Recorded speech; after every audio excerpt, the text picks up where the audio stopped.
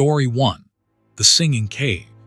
Marcus Webb had been spelunking in the Appalachian cave systems for nearly 15 years when he discovered the entrance to what locals in Greenbrier County, West Virginia called the Singing Cave in October 2019. At 42 years old, Marcus had explored over 300 documented caves throughout the mountain range, but this particular opening had been deliberately left off every map he'd ever studied. He found it only because a rockslide from recent heavy rains had exposed a narrow fissure in the limestone face of TRUE Mountain, about 6 miles from the nearest hiking trail. The entrance was barely wide enough for his shoulders, requiring him to remove his backpack and push it ahead as he squeezed through. Marcus had informed his wife Rachel that he'd be exploring an unmapped section near TRUE Mountain State Forest and would be back by 8 that evening. He'd brought his standard gear: 3 headlamps with fresh batteries, rappelling equipment, first aid kit, emergency beacon, protein bars, and 4 liters of water. The temperature outside was a crisp 58 degrees, typical for mid-October in these mountains, and he wore his thermal underlayer beneath his caving suit. Once through the entrance, Marcus found himself in a cathedral-like chamber that stretched at least 80 feet high, with stalactites hanging like frozen chandeliers. His headlamp beam couldn't reach the far walls, suggesting the space was massive. The air smelled of minerals and damp earth, but there was something else, a faint sweetness that reminded him of honeysuckle, though no flowers could possibly grow in this lightless void. He consulted his handheld GPS, marking the location carefully, though the device was already showing weak signal strength through the mountain rock. He'd been exploring for about 20 minutes, documenting the chamber with his camera and noting several interesting geological formations, when he first heard it. A sound like singing, distant and echoing, seemed to emanate from deeper within the cave system. Marcus stopped moving, holding his breath to listen more carefully. It wasn't wind. He'd learned long ago to distinguish between air currents whistling through passages and other sounds. This was melodic, almost haunting, like voices harmonizing in a language he couldn't quite identify. Every experienced caver knows that caves can produce strange acoustic phenomena. Water dripping at different rates, air pressure changes, even the settling of rock formations can create sounds that the human brain interprets as voice music. Marcus told himself this was simply an unusual example of such natural acoustics as he moved deeper into the system, following a downward sloping passage that narrowed to about 4 feet in diameter. The singing grew clearer as he descended, and he realized with growing unease that it seemed to be coming from multiple sources surrounding him. The passage opened into another chamber, smaller than the first, roughly 30 feet across. Here, the singing was unmistakable and much louder. Marcus swept his headlamp around the space and felt his heart rate accelerate. Carved into every surface, walls, ceiling, floor, were thousands of human handprints. They weren't painted but carved deeply into the limestone, each one unique in size and shape. Some were small enough to be children's hands. Others were massive, with fingers that seemed too long, the proportions subtly wrong. The handprints overlapped in places, creating a chaotic pattern that hurt to look at for too long. Marcus approached the nearest wall, running his gloved fingers over the carvings. They were old. He could tell that much from the wear patterns and mineral deposits that had formed in the grooves, but they shouldn't be here at all. This cave system showed no evidence of historical human habitation. There were no soot marks from torches, no artifacts, no pottery shards or tool marks. Just these thousands upon thousands of handprints, carved with what must have been immense effort into solid rock. The singing intensified, and now Marcus could distinguish individual voices within the chorus. They sang in rounds, each voice entering at different points, creating a complex harmony that seemed mathematically precise. He pulled out his audio recorder, wanting to document this phenomenon, and pressed record. Through his earpiece, as he played back the last 30 seconds, he heard only silence. The recorder had captured nothing, just faint static and his own breathing. Yet the singing continued all around him, growing louder, more insistent. Marcus decided it was time to leave. This place violated too many principles of what he knew about caves and human history. As he turned back toward the passage he'd entered through, his headlamp beam caught something that made him freeze.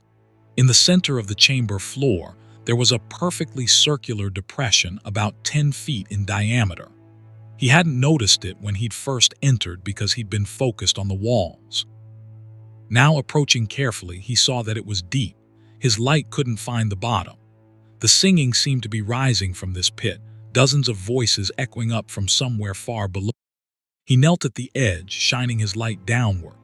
The shaft was smooth-sided, almost machined in its precision, descending straight down into darkness. As Marcus watched, something moved in the depths. A pale shape, roughly human-sized, climbing upward with fluid, impossible speed. Then another, and another. They moved like spiders, their elongated limbs finding purchase on the smooth walls in ways that defied physics. Marcus scrambled backward, his equipment clanking against the stone floor. The singing stopped abruptly, replaced by a sound like breathing, deep, labored breathing from dozens of sources at once. Marcus ran for the exit passage, abandoning his usual careful movements. Behind him, he heard sounds emerging from the pit, soft impacts on stone, like bare feet on rock, and that breathing getting closer. He squeezed into the narrow passage, pulling himself upward with his hands and knees, his backpack scraping against the walls.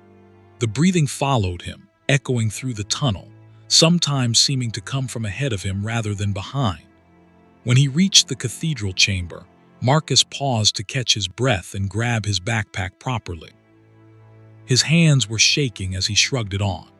The breathing had stopped, but now he heard movement all around him in the darkness beyond his headlamp's reach, shuffling, scraping sounds coming from multiple directions. He sprinted for the entrance fissure, not caring about proper caving safety anymore. As he squeezed through, something grabbed his ankle with a grip that felt like cold, damp leather. Marcus kicked frantically, felt his boot connect with something solid, and pulled himself through into the October twilight. He ran down the mountain without stopping to catch his breath, stumbling over roots and rocks in the fading light. When he finally reached his truck, parked on a Forest Service road, he sat in the cab with the doors locked for 20 minutes before his hands stopped shaking enough to drive. The entire drive home, 2 hours through winding mountain roads, Marcus kept checking his rearview mirror, unable to shake the feeling that something was following him. At home, Rachel immediately noticed his state. His caving suit was torn in 3 places, his hands were scraped and bleeding, and there was something wild in his eyes. He told her he'd had a bad fall, that he'd gotten disoriented in an unmapped cave and needed to rest. That night, he lay in bed listening. Around 3 in the morning, he heard it, faint but unmistakable, the singing. It seemed to come from their basement, or perhaps from somewhere beneath the house, deep underground. To his study and pulled out every map, every geological survey he owned of Greenbrier County. He spent the rest of the night searching, but he couldn't find the cave entrance he'd discovered. According to the topographical maps, the area where he'd parked his truck was solid mountain face with no recorded openings. His GPS data showed his position correctly until he'd entered the cave, then just static until he'd emerged again. Over the following weeks, the singing followed him. He heard it in grocery stores, in his truck, at his office job at the county planning department. Always faint, always just at the edge of his hearing, that same complex harmony with too many voices. Rachel noticed that he'd stopped sleeping, that he jumped at shadows. When she pressed him, he finally told her the truth about what he'd found and what he'd experienced in that cave. She suggested he talk to her grandmother, who'd lived in Greenbrier County her entire 87 years. The old woman listened to his story with a grave expression, then told him about the singing cave, a place her own grandmother had warned her about as a child. According to the old stories, the cave was where people went when they wanted to escape the world, and the mountain took them in, absorbed them, made them part of its deep places. They sang because singing was all they could do anymore, having given up everything else to become part of the eternal darkness beneath the Appalachians. You heard them singing, and now they want you to sing with them, the grandmother said. That's how it works. Once you hear the song, it doesn't let go. It burrows into your mind like a worm in an apple, getting deeper every day. Marcus tried to dismiss it as superstition, but the singing grew louder. 6 weeks after his discovery, he woke one morning to find his hands covered in limestone dust, his fingernails broken and bloody. He'd been carving handprints into his bedroom wall while he slept, dozens of them, overlapping just like in the cave. Rachel found him in their bedroom, still asleep, his fingers moving in the pattern of carving though he'd run out of wall space. They moved away from West Virginia, relocating to Rachel's sister's place in Ohio. For 3 months, the singing stopped. Marcus began to relax, to convince himself that distance and time had broken whatever hold that cave had established. Then, on a January morning, their neighbor knocked on the door to complain about the noise coming from their basement. Marcus hadn't been in the basement. They barely used it, just stored holiday decorations and old furniture down there. When he opened the basement door, he heard it clearly, the singing no longer faint, rising from somewhere beneath the concrete foundation. Marcus walked down the stairs slowly, knowing what he would find. In the center of the basement floor, the concrete had cracked in a perfect circle, 10 feet in diameter. Through the cracks, he could see darkness below and something pale moving in that darkness, climbing upward with familiar, impossible speed. Marcus Webb hasn't been seen since February 2020. Rachel reported him missing, but there was no evidence of foul play. His truck was still in their driveway, his wallet and phone on his nightstand. The only unusual finding was in the basement, where police found the circular crack in the foundation, and when they broke through the concrete to investigate, discovered that the ground beneath their house had become hollow, a shaft descending straight down into limestone bedrock that, according to geological surveys, shouldn't exist in that part of Ohio. Sometimes, late at night, Rachel still hears singing rising from the sealed basement. She's listed the house for sale 3 times, but no sale ever goes through. Potential buyers report hearing music during their walk-throughs, and they always leave quickly, politely declining to make an offer. Rachel sleeps on the 2nd floor now, as far from the basement as possible, but on quiet nights, she swears she can hear Marcus's voice among the others in that underground chorus, singing in harmonies that no human throat should be able to produce. Story 2. The Hitchikeron Route 219. Daniel Kowalski had been driving commercial trucks through the Appalachian Mountains for 23 years when he picked up the hitchhiker on Route 219 in late November 2017. At 51 years old, Daniel knew better than to stop for strangers.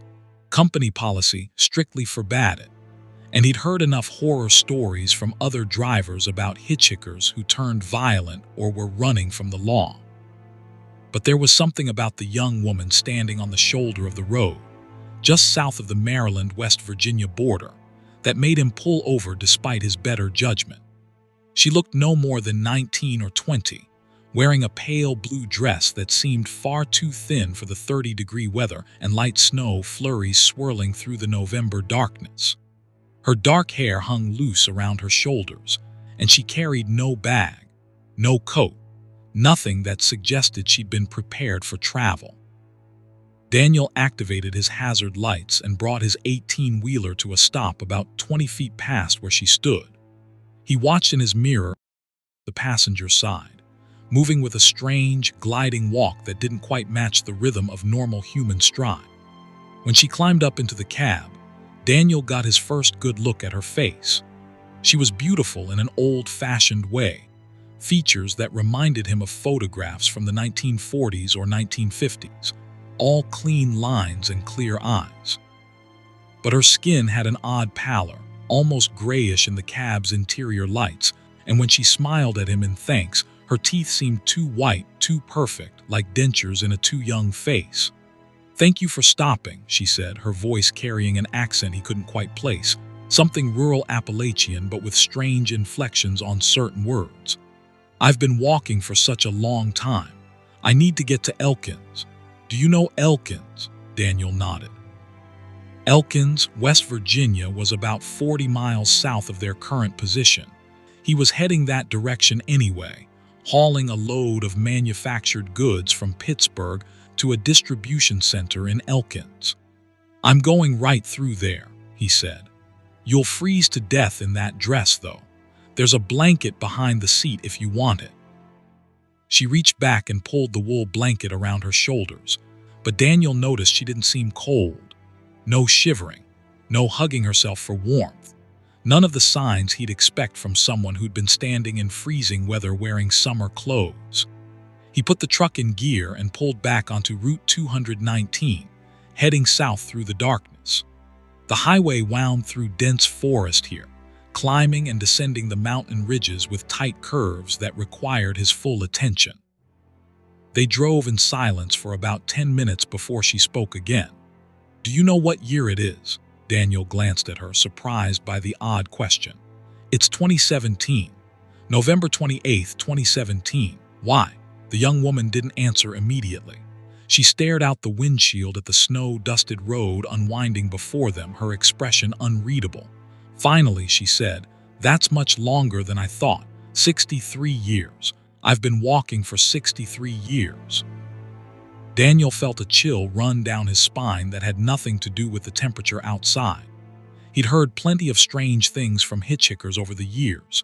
People high on drugs, people with mental illnesses, people just making up stories for attention. But something about the way she said it with such flat certainty made the hair on the back of his neck stand up. "What do you mean, 63 years?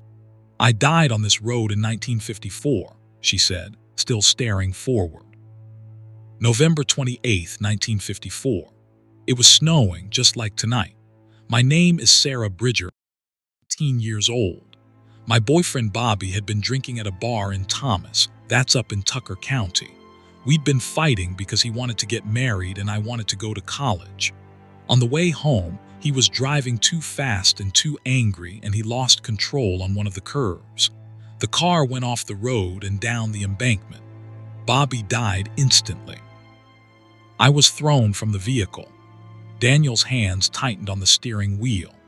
The rational part of his mind insisted this was just a disturbed young woman with a vivid imagination, maybe someone who'd read about a real accident from the 1950s and incorporated it into a delusion. But another part of him, the part that had driven these mountain roads for 2 decades and had seen things he couldn't explain, wondered if maybe she was telling the truth. They found Bobby right away, Sarah continued, her voice taking on a dreamy quality as if she were reciting a story she'd told many times before. But they never found me. I was thrown into the woods down a ravine that the searchers missed. My body lay there for 3 months before hunters stumbled on it in the spring thaw. By then, they could barely identify me. My parents had already held a funeral with an empty casket. Why are you telling me this? Daniel asked, keeping his eyes on the road but acutely aware of her presence beside him. Because tonight is the anniversary, she said. Every year on November 28th, I walk this road. Most years, no one stops, but every few years, someone does and I get to ride for a while. It's the only time I feel real anymore, sitting in a vehicle, moving forward instead of just walking and walking in circles. Do you understand? I've been walking the same stretch of road for 63 years, and I can't leave, can't move on. I'm trapped here by the violence of my death and the fact that I wasn't found, wasn't properly mourned while my body was still fresh. Daniel noticed they were approaching the marker for mile 53, and he remembered that there was a historical accident site marker somewhere along this stretch. He'd seen it dozens of times but never paid much attention. As they passed, his headlights briefly illuminated a small sign indicating a fatal accident from the 1950s. He felt his blood run cold. "Where exactly did it happen?" he asked, his voice coming out hoarser than he'd intended. Sarah pointed ahead. 3 more miles. There's a sharp curve to the left and the shoulder drops off into a steep ravine. It looks different now. They've widened the road, put up guardrails, but the land underneath hasn't changed. The ravine is still there, and so is what's left. Down at the bottom where the scavengers scattered my bones before the hunters found what remained. Daniel had driven Route 219 hundreds of times, and he knew the curve she was describing. It was a notorious spot. Locals called it Dead Man's Curve, though he'd never known why. The speed limit dropped from 55 to 35 through that section, and there were multiple warning signs. He'd always been extra careful there, especially in bad weather. "What do you want from me?" Daniel asked, and realized his hands were shaking on the wheel. "I want you to find my locket," Sarah said, turning to look directly at him for the first time since she'd started her story. Up close, her eyes were wrong, too dark, the pupils too large, like pools of ink. "I was wearing a silver locket when I died. It had pictures of my parents inside. The locket came off during the accident, and it's still down in that ravine somewhere. If you could find it and bring it to my parents' grave. They're buried in the Elkin City Cemetery, both passed now. If you could bury it with them, maybe I could finally stop walking." Daniel wanted to tell her he couldn't do that he had a delivery schedule to keep, that climbing down ravines in the middle of a November night was insane. But when he opened his mouth to refuse, different words came out. "I'll try. I can't promise I'll find it, but I'll try." Sarah smiled, and for just a moment she looked like a normal 19-year-old girl, pretty and full of potential that would never be realized. "Thank you, it's just ahead now. You'll need to pull over on the right side past the curve. There's a widened shoulder there where trucks can park." Daniel navigated the curve slowly, his headlights cutting through the falling snow. On the far side, just as she'd said, there was a pull-off area. He brought the truck to a stop and set the brake. When he turned to ask Sarah for more specific directions, the passenger seat was empty. The blanket lay folded neatly where she'd been sitting, and there was no sign she'd ever been there at all. No moisture on the seat from melted snow. No indication the door had been opened. For a long moment, Daniel sat in the quiet cab, listening to the tick of the cooling engine and the soft patter of snow on the windshield. He could convince himself it had been a vivid daydream, that he'd been driving alone the entire time, and his mind had conjured up the hitchhiker from exhaustion and too much coffee. But then he looked down at the blanket and saw something he'd missed before. A single dark hair, old-fashioned in its length and texture, lying across the wool. Daniel retrieved a heavy-duty flashlight from behind his seat, pulled on his insulated coat, and climbed down from the cab. The temperature had dropped further, and the snow was starting to accumulate on the shoulder. He walked back to the curve, looking for a way down the embankment. The modern guardrail was solid, but there was a section about 30 feet past the curve where maintenance access had created a gap. The slope was steep and treacherous, covered in snow-dusted leaves that hid rocks and roots. Daniel descended carefully, using his flashlight to pick out a path. After about 50 feet, the slope leveled out slightly, and he found himself in a ravine about 15 feet wide, with a small creek running through the bottom. This was it. This had to be where Sarah's body had lain undiscovered through the winter of 1954. He searched for over an hour, sweeping the flashlight beam across the ground, poking through layers of old leaves and checking between rocks. His hands were numb despite his gloves, and his feet were soaked through. He was about to give up when something caught the light, a glint of metal wedged between 2 rocks at the creek's edge. The locket was tarnished black with age, but it was intact. Daniel pried it free and held it in his beam. It was silver, oval-shaped, with a delicate floral pattern etched into the front. He pressed the tiny clasp and it popped open.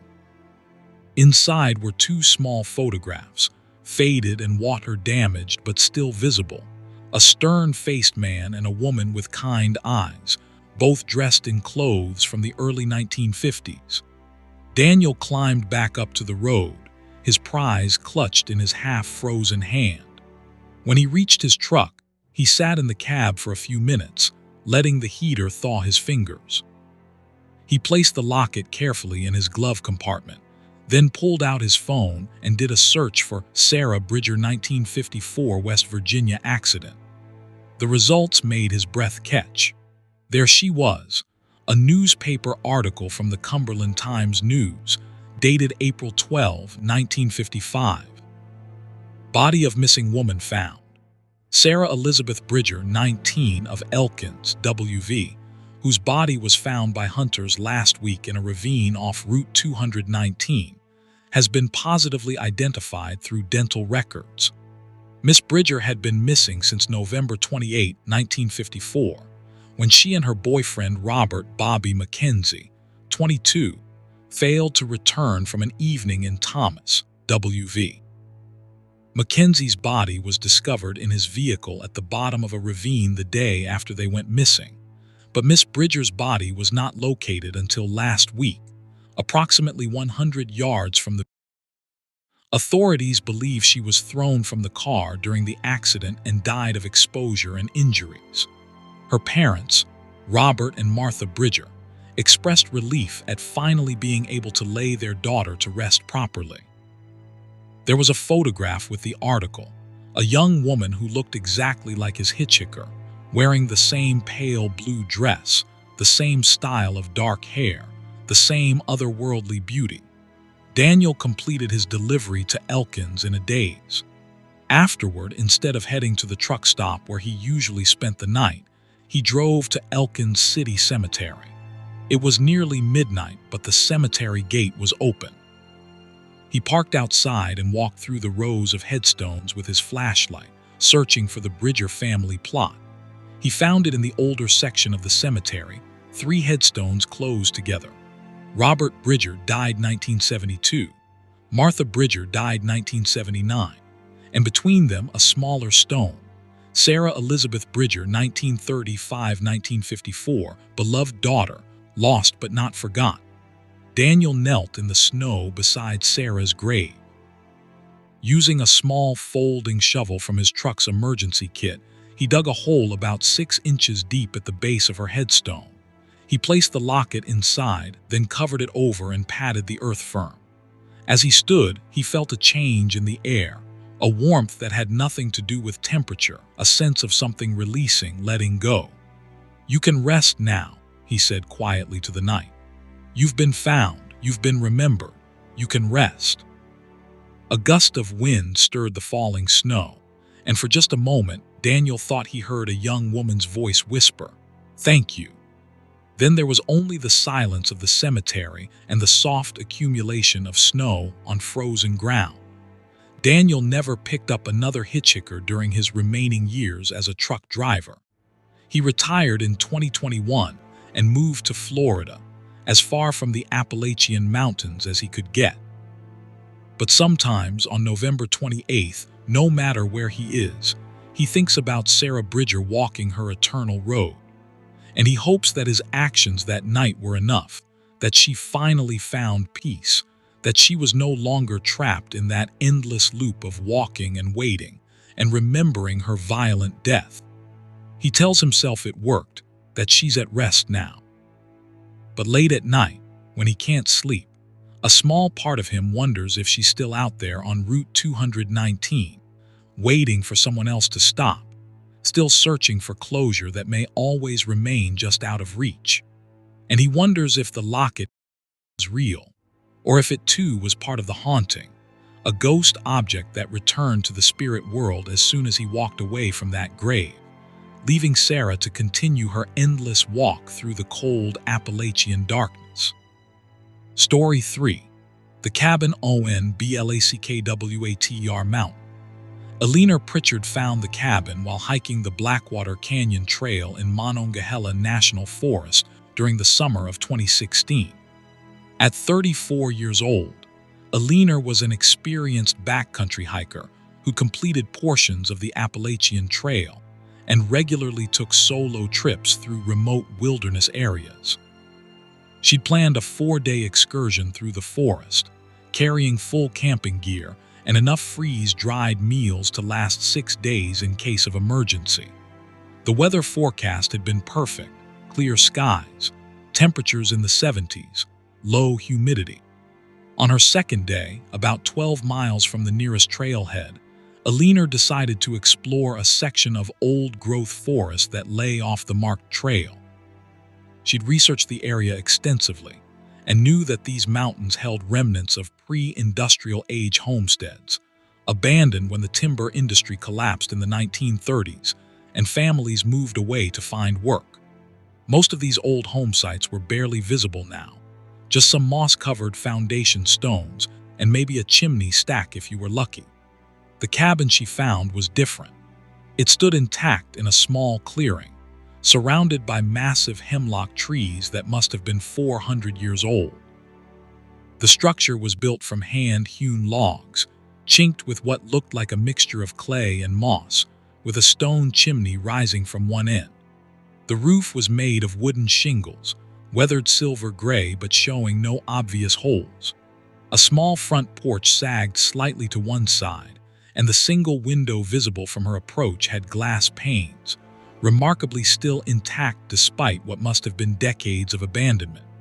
Alina approached cautiously, her hiking poles in hand. The clearing felt wrong somehow, too quiet, with none of the birds' song and insect noise that should be prevalent in a healthy forest during July. The air was cooler here than it should be, and there was a smell she couldn't quite identify, something like dry leaves mixed with old wood smoke, and underneath it all, something sweet and rotten. The cabin door was closed but not locked. Alina pushed it open slowly, calling out a hello in case someone was using the structure as a shelter, though that seemed unlikely given how far off trail it was. The interior was dim, filtering through the single window and the open doorway. As her eyes adjusted, Alina felt her skin prickle with unease. The cabin was furnished, not with the debris and decay you'd expect from an abandoned structure, but with actual furniture that looked well maintained. A table with 2 chairs sat near the window. A bed frame with what appeared to be a straw mattress covered by a faded quilt occupied one corner. Shelves on the walls held mason jars full of preserved foods, their contents dark and unidentifiable. A cast iron pot hung from a hook near the fireplace, and stacked beside the hearth was a neat pile of firewood. On the table sat a kerosene lantern, a leather-bound book, and a pair of wire-rimmed glasses. Alina walked over and picked up the book carefully. It was a journal, the pages yellowed and brittle. She opened it to a random page and saw handwritten entries in faded ink, dated 1952. The handwriting was small and precise, belonging to someone identified only as J. Tucker. The entries described daily life in the cabin: chopping wood, tending a small garden, hunting deer, preserving food for winter. There was no mention of electricity, vehicles, or anything that suggested contact with the modern world. Reading further, Alina found entries from 1951, then 1950, then entries that jumped back to the 1940s. The journal seemed to contain sporadic entries over many years, all describing the same routine existence in this isolated cabin. Then Alina found an entry that made her hands start to shake. July 15, 1952. Another one came through today. Young fellow, looked lost. Same as the others, he couldn't tell me how he'd found the place, just that he'd wandered off trail and here he was. I gave him food and let him rest by the fire. He wanted to leave before dark, said his family would be worried. I tried to warn him, but they never listened. He left heading east. I heard the screaming about an hour after sunset. It stopped around midnight. In the morning, I found his backpack near the big hemlock, torn to pieces. Nothing else left. That makes 11 this year. I don't know what it wants or why it lets me stay. I stopped trying to leave after the first winter. Better to stay inside where it's safe than to end up like the others. Alina looked up from the journal, her heart pounding. This had to be some kind of joke. Maybe a story someone had written for entertainment, or a creative writing project someone had left here. But the dates were wrong for that. This journal was genuinely old, the paper and ink authentic to the 1950s. And the cabin around her, despite its impossible preservation, showed real age in every beam and board. She turned more pages, finding increasingly disturbing entries. J. Tucker described something that lived in the forest around the cabin, something that couldn't be seen directly but left signs of its presence. Massive scratches on trees, strange prints in the soil that looked almost human but wrong in their proportions, sounds in the night that resembled speech but in no language Tucker could identify. According to the journal, this thing had rules. It didn't enter the cabin itself. It seemed unable or unwilling to cross the threshold. But anyone who ventured more than 100 yards from the structure after dark was at risk. September 3, 1953. I am getting old. My hands shake when I try to write now, and my eyes are failing even with the glasses. I wonder what will happen to the next person who finds this place when I'm gone. Will they be able to stay inside like I did? Or will they try to run like all the others? I've been here since 1942, 11 years in this cabin, and I still don't understand the rules fully. I know the cabin protects me. I know the thing outside is patient. I know that it herds people here somehow, draws them off the trail, leads them to my clearing. I am the bait in a trap I don't fully comprehend. Alina checked the last entry in the journal. October 27, 1954. Cold is coming early this year. I don't think I'll survive another winter. My food stores are low and I haven't had the strength to hunt in weeks. To whoever finds this journal, stay inside. Stay inside no matter what you hear. The cabin is safe. The forest is not. Do not try to leave after dark. Outside the cabin, Alina heard something moving through the underbrush. It was a large sound, too heavy to be a deer, moving with a strange, halting gait that didn't match any animal she knew. She watched through the window as the brush at the clearing's edge shook, something massive pushing through, but nothing emerged. Whatever was out there stayed just beyond the tree line, invisible but undeniably present. Alina checked her watch, 4:47 p.m. She had at least 3 more hours until sunset. According to the journal, the danger came at night. She could leave now, hike fast, and be miles away before dark. But the journal's warning echoed in her mind.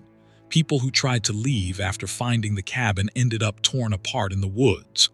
Was that just the paranoid delusion of a hermit who'd lived in isolation too long? Or was there something real behind the warnings? She decided to test the boundary. Stepping out onto Alina walked to the edge of the clearing, about 30 feet from the cabin. The sense of wrongness intensified immediately. The temperature dropped at least 15 degrees, her breath visible in air that had been comfortably warm moments before. The silence was absolute. No birds, no insects, no wind in the trees. And there at the forest's edge she saw them, marks in the soil. They looked like handprints, but each finger was at least 18 inches long, pressed deep into the earth by something impossibly heavy. Alina backed toward the cabin slowly, not taking her eyes off the tree line. As she reached the porch, the forest suddenly came alive with sound, a crackling, rustling noise like something enormous moving through the canopy. She caught a glimpse of movement high in the hemlocks, something pale and vast flowing from tree to tree, too quick to focus on directly. Then it was gone and the normal forest sounds returned, birds calling, a squirrel chattering somewhere nearby, the buzz of insects. Inside the cabin, Alina sat at the table and tried to think rationally. She had a satellite messenger device in her pack that could send an emergency signal, bringing search and rescue within 12 to 24 hours. She had food, water, and camping gear. She could wait out the night inside the cabin, then leave at first light.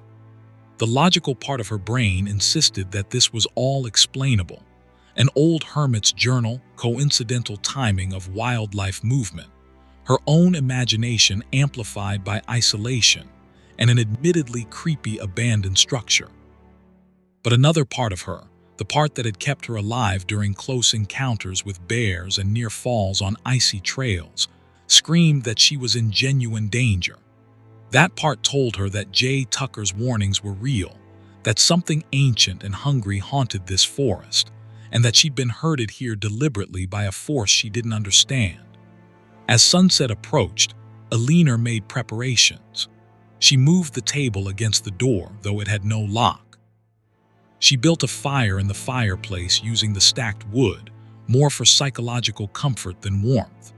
She laid out her sleeping bag on the floor near the hearth, positioning herself where she could watch both the door and the window. The kerosene lantern still had fuel. She tested it, and the wick caught immediately, casting a warm yellow glow through the cabin. Full darkness fell around 8:30. For an hour, everything remained quiet. Alina began to relax, convincing herself that she'd overreacted to an old journal and some coincidental wildlife sounds. She was actually starting to dream when the scratching started. It began at the back wall of the cabin, a sound like fingernails on wood, except much louder and accompanied by a vibration she could feel through the floorboards.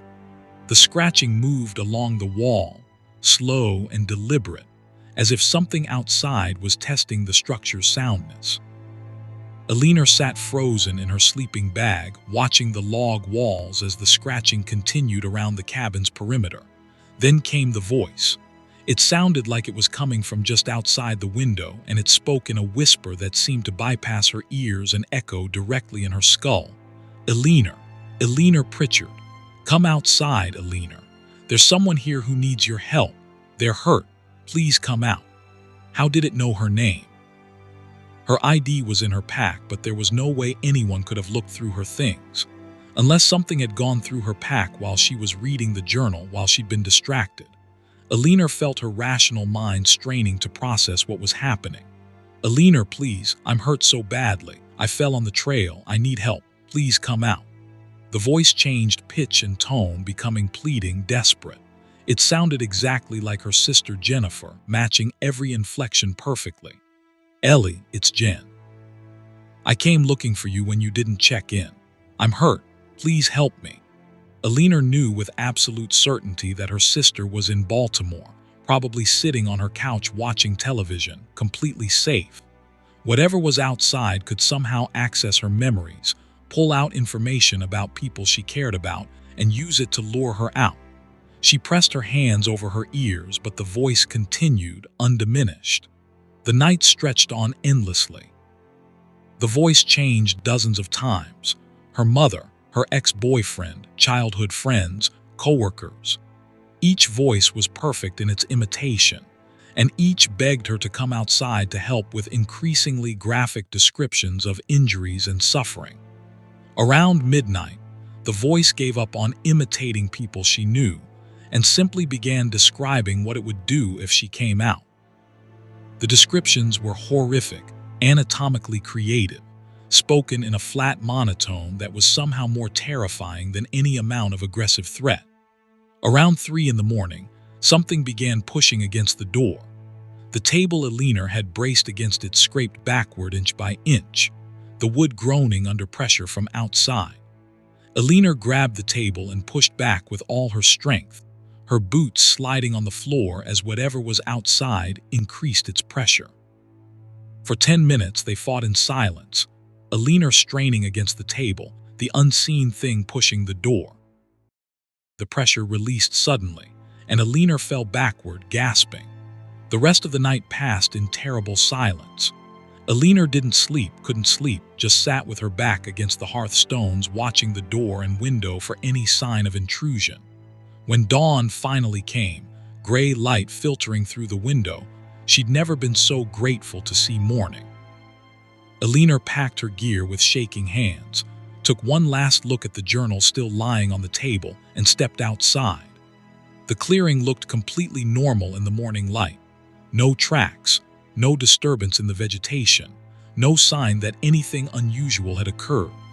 She hiked out quickly, not looking back, following her GPS back to the marked trail. When she reached her car at the trailhead that afternoon, Alina sat in the driver's seat for a long time before starting the engine. She pulled out her hiking map and marked the approximate location of the cabin, then cross-referenced it with her GPS data. According to the coordinates, the cabin stood in a section of forest that park records showed had been thoroughly surveyed in the 1980s and again in 2008. No structures had been documented in that area. Alina reported her find to the National Forest Service, providing exact GPS coordinates and photographs. She'd taken several despite her fear. A ranger assured her they'd send someone to investigate. 2 weeks later, she received a call. No structure had been found at the coordinates she'd provided. The search team had found the old hemlock grove she'd described, but no clearing, no cabin, no sign of human habitation at all. Alina went back once in broad daylight with 3 friends for safety. They hiked to the GPS coordinates together and found only unbroken forest. No clearing, no cabin. No evidence that any structure had ever stood there. But Alina recognized the massive hemlock trees, and when they searched the ground carefully, she found them. Those strange handprints in the soil, each finger 18 inches long, pressed deep into the earth by something impossibly heavy. She never went back to that section of forest again.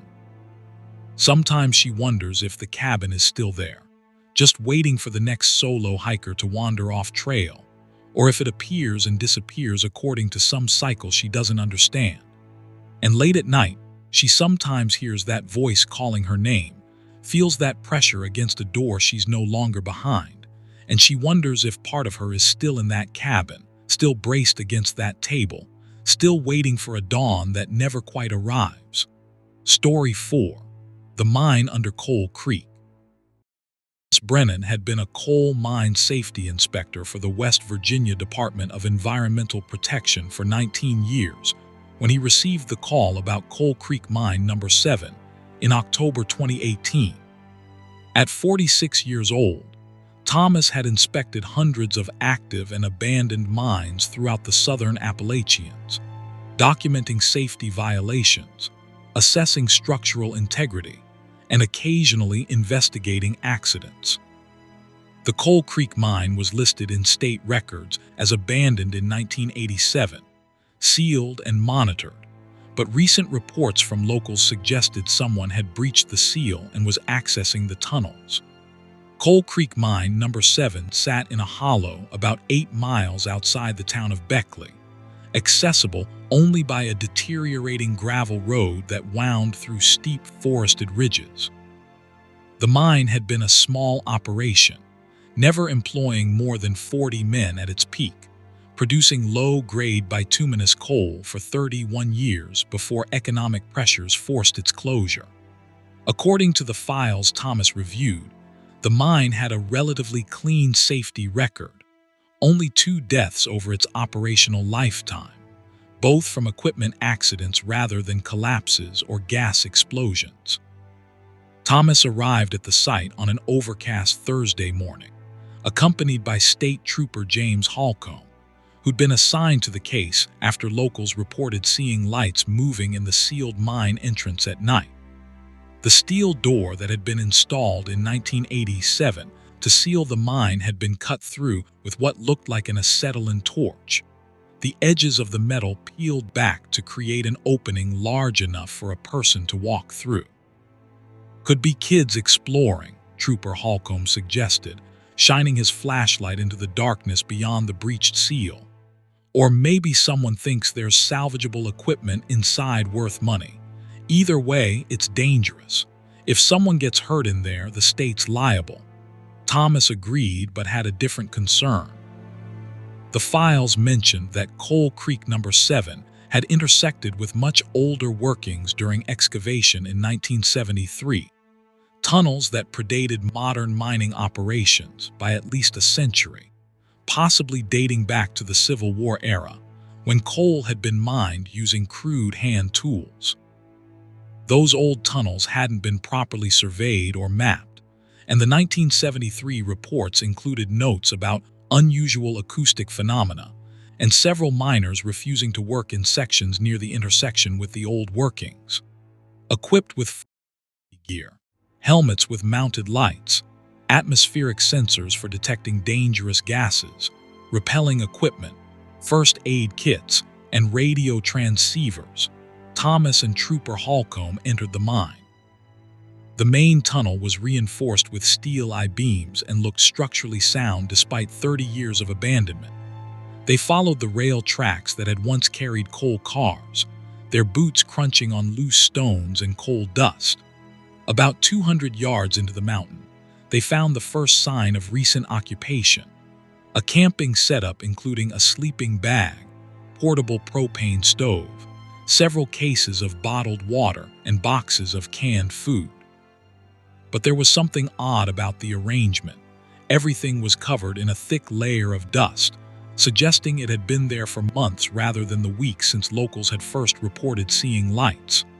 "Hello," Thomas called out, his voice echoing down the tunnel. "This is a state safety inspection. If anyone is in here, please identify yourself. You're not in trouble, but this mine is dangerous and sealed for public safety." No response came except the echo of his own voice, distorting as it bounced through distant chambers. They pressed deeper, Thomas checking his atmospheric sensor regularly. The readings were normal, oxygen levels adequate, no dangerous buildup of methane or carbon monoxide. But the temperature was odd, dropping steadily as they descended. At the camp, it had been a normal 55 degrees, typical for underground. Now 400 yards farther in, Thomas's thermometer read 38 degrees and still falling. They reached the intersection with the old workings about half a mile into the mountain. Here, the modern tunnel's steel reinforcements ended, and the passage branched in 3 directions. The left and right tunnels showed evidence of 1960s-era mining, rough cuts made with explosives, walls showing drill marks. But the center tunnel was different. Its walls were hand-cut, showing chisel marks and tool patterns that had to be at least 150 years old. This tunnel descended steeply, and cold air flowed from it like a draft from an open freezer. Thomas consulted the partial map he'd brought from the state archives. According to the 1973 surveyor's notes, this center tunnel had been explored for approximately 300 yards before the survey team reported adverse conditions and refused to continue. The notes didn't specify what those conditions were, just that the tunnel was marked as dangerous and all work in that section was suspended. "I think we should check out the modern sections first," Trooper Holcomb suggested, his voice carrying a note of unease. "Come back with a full team for that old tunnel if we need to."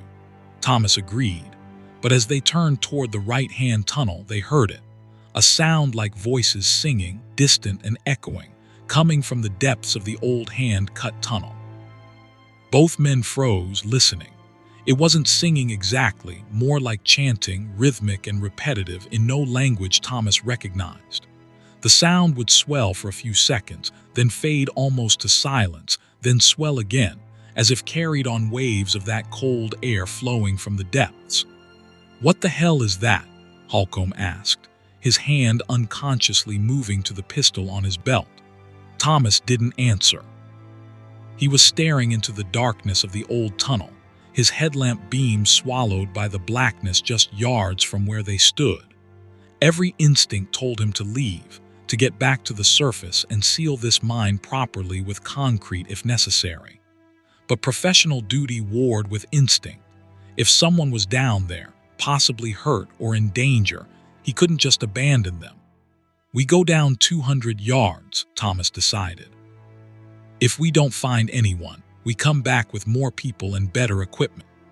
They descended into the old tunnel, moving slowly on the rough floor that showed no evidence of grading or rail installation. The walls on either side bore those strange hand-cut marks, and every 20 feet or so, Thomas noticed symbols carved into the rock, crude shapes that might have been letters or might have been something else entirely. The temperature continued to drop. At 100 yards in, his thermometer read 26 degrees, well below freezing, and their breath plumed in their headlamp beams. The chanting grew louder as they descended, and now Thomas could distinguish multiple voices within the sound, maybe a dozen or more, all maintaining that same rhythmic cadence. The tunnel opened into a chamber, and Thomas stopped so suddenly that Trooper Holcomb nearly walked into his back. The chamber was enormous, at least 100 feet across and high enough that their headlamps couldn't reach the ceiling. The walls were covered in carvings, not the crude symbols from the tunnel but elaborate pictographic scenes showing human figures, some normal-sized, others much larger, all engaged in what looked like some kind of work or ritual. But that wasn't what had stopped Thomas. In the center of the chamber, arranged in a perfect circle, were 12 miners' helmets. The old kind with carbide lamps dating from the early 20th century. And sitting inside each helmet was a human skull. "Jesus Christ," Holcomb whispered. "We need to get out of here. This is a crime scene." But Thomas was staring at something beyond the circle of skulls. In the chamber's far wall, there was an opening, another tunnel descending even deeper. The chanting was coming from there, and as they watched, a figure emerged from that tunnel into the chamber. It walked upright like a man, but its proportions were wrong. Too tall, at least 7 feet, and too thin, with arms that hung nearly to its knees. Its skin, or what Thomas could see of it in the headlamp beam, was pale as chalk and seemed to have a texture like stone, rough and pitted. The thing's head was hairless and elongated, and where eyes should be were dark hollows that reflected no light at all. The figure stopped when the headlamp beams hit it, turning its eyeless face toward them. For several seconds, nobody moved. Then it opened its mouth, and the chanting sound emerged, not from its throat but seeming to come from all around it, as if the rock itself was producing the sound through the figure as a conduit. More figures emerged from the deeper tunnel behind the first, identical in their wrongness, all adding their voices to that rhythmic chant. Thomas and Trooper Holcomb ran. They fled back up the hand-cut tunnel, stumbling on the rough floor, their headlamps bouncing wildly. Behind them, the chanting grew louder, more intense, and Thomas could hear footsteps, too many footsteps, the sound of dozens of feet slapping against stone in a rhythm that matched the chanting.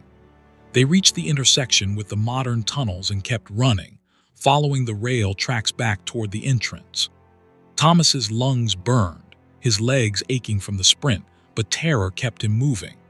The entrance was ahead, daylight visible as a gray semicircle of salvation. They burst out of the mine into the October afternoon, not stopping until they reached Trooper Holcomb's patrol car. Both men stood gasping for breath, hands on their knees, for several minutes before either could speak. Finally, Holcomb pulled out his radio and called for backup. He was reporting a multiple homicide scene and requesting both state police investigators and a forensic team. Thomas wanted to tell him not to bother, that those skulls in the chamber were older than any active investigation, that whatever those things had been in the mine weren't human despite their upright posture. But he stayed silent, trying to process what he'd seen, his scientific mind struggling to categorize the impossible. The response team arrived within 2 hours, 6 state troopers, investigators, and a forensic anthropologist from the state medical examiner's office. Thomas and Holcomb described what they'd found, though Thomas left out the details about the figures they'd seen, knowing how insane it would sound. The team entered the mine fully armed and equipped with high-powered portable lights. They returned 45 minutes later, confused and frustrated. According to their report, they'd followed Thomas's directions exactly, reaching the intersection with the old workings. But the hand-cut center tunnel didn't descend as Thomas had described. Instead, it terminated after about 50 feet in a solid coal face, a dead end with no evidence of continuation. There was no chamber, no circle of skulls, no deeper tunnel. Just a short dead-end passage that had probably been an exploratory probe that hit a hard formation and was abandoned. Thomas insisted on returning with them. He led them back to the intersection, to the center tunnel, and stared in disbelief at what his headlamp revealed. The passage did end after 50 feet, exactly as the investigators reported. The walls showed no sign of continuing beyond, no evidence of a cave-in or deliberate sealing. It simply ended as if the tunnel he and Holcomb had descended, the chamber they'd seen, had never existed. But Thomas's thermometer, which he'd clipped to his belt during their escape, showed the minimum temperature it had recorded, 19 degrees Fahrenheit, far colder than any natural cave temperature in West Virginia. And when he reviewed the photos his helmet camera had automatically taken during their investigation, 3 images showed something in the darkness beyond their headlamp beams, tall, pale shapes standing motionless, watching them with eyeless faces.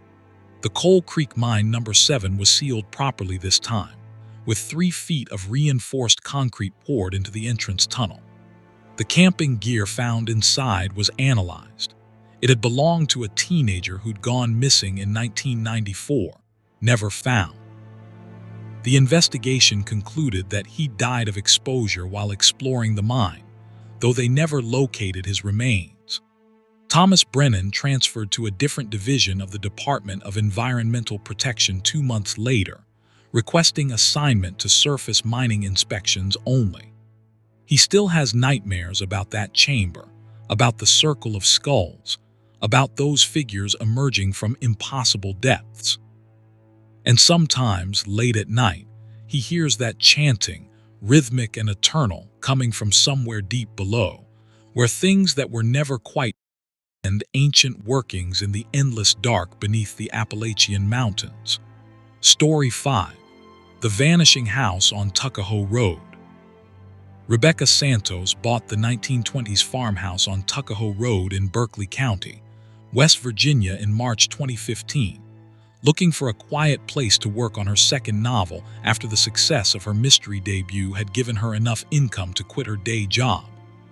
At 39 years old, Rebecca wanted isolation, no social media distractions, no city noise, just her and her laptop and the rolling foothills of the Appalachians. The farmhouse seemed perfect.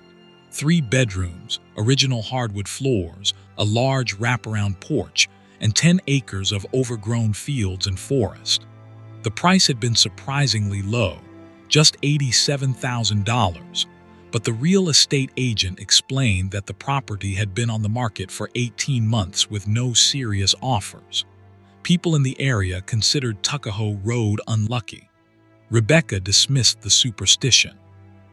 She'd grown up in Boston, where old houses had histories of colonial-era deaths and Revolutionary War battles, and she'd never believed in ghosts or curses.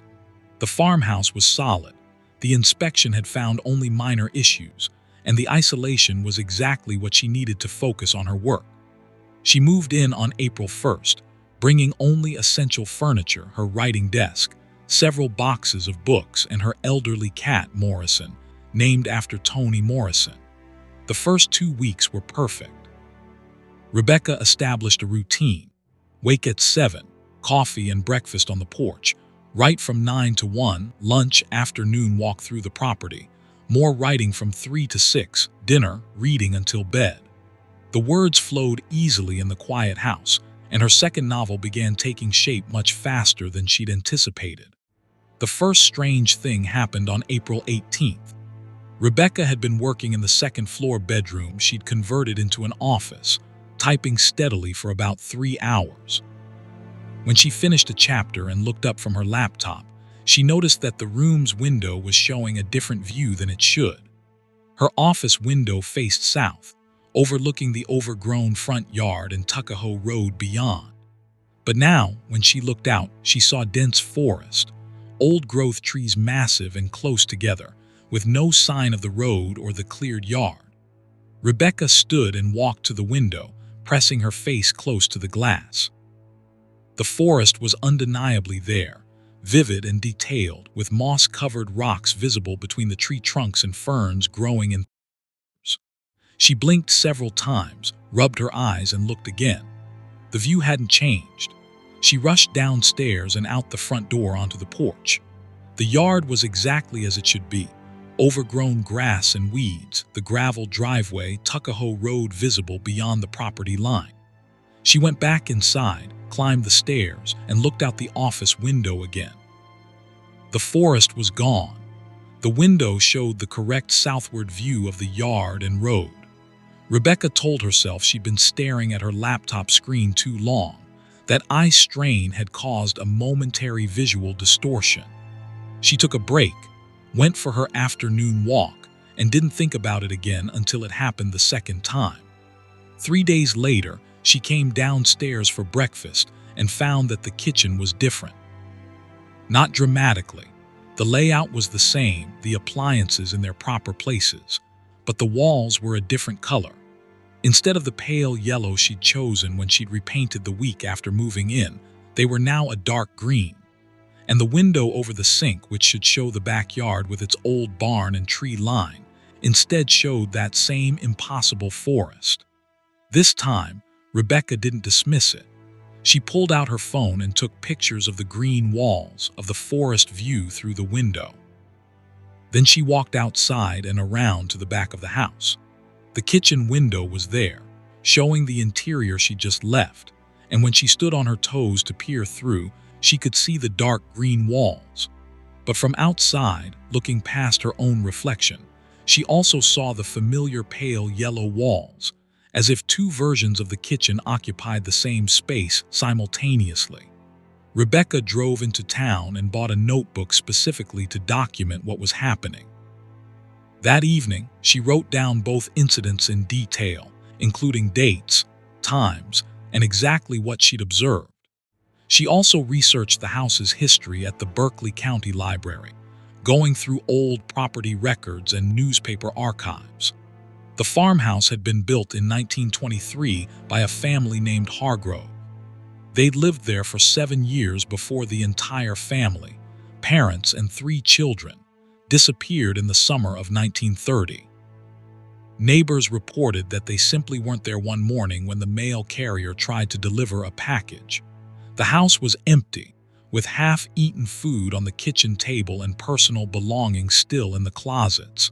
The family was never found, and after several years, distant relatives sold the property. Over the next 85 years, the house had 17 different owners. Most stayed less than 3 years. Rebecca found several newspaper mentions of people reporting strange occurrences at the property, though the articles didn't specify what those occurrences were. One owner had died in the house in 1967, a man named Richard Kelso who'd apparently suffered a heart attack while alone in the second-floor hallway. Another owner, a woman named Patricia Donovan, had been committed to a psychiatric facility in 1989 after being found wandering Tuckahoe Road in her nightgown at 3 in the morning, insisting that her house had moved, and she couldn't find her way back inside. Armed with this information, Rebecca considered leaving. She could take the financial loss, find somewhere else to write, put this mistake behind her.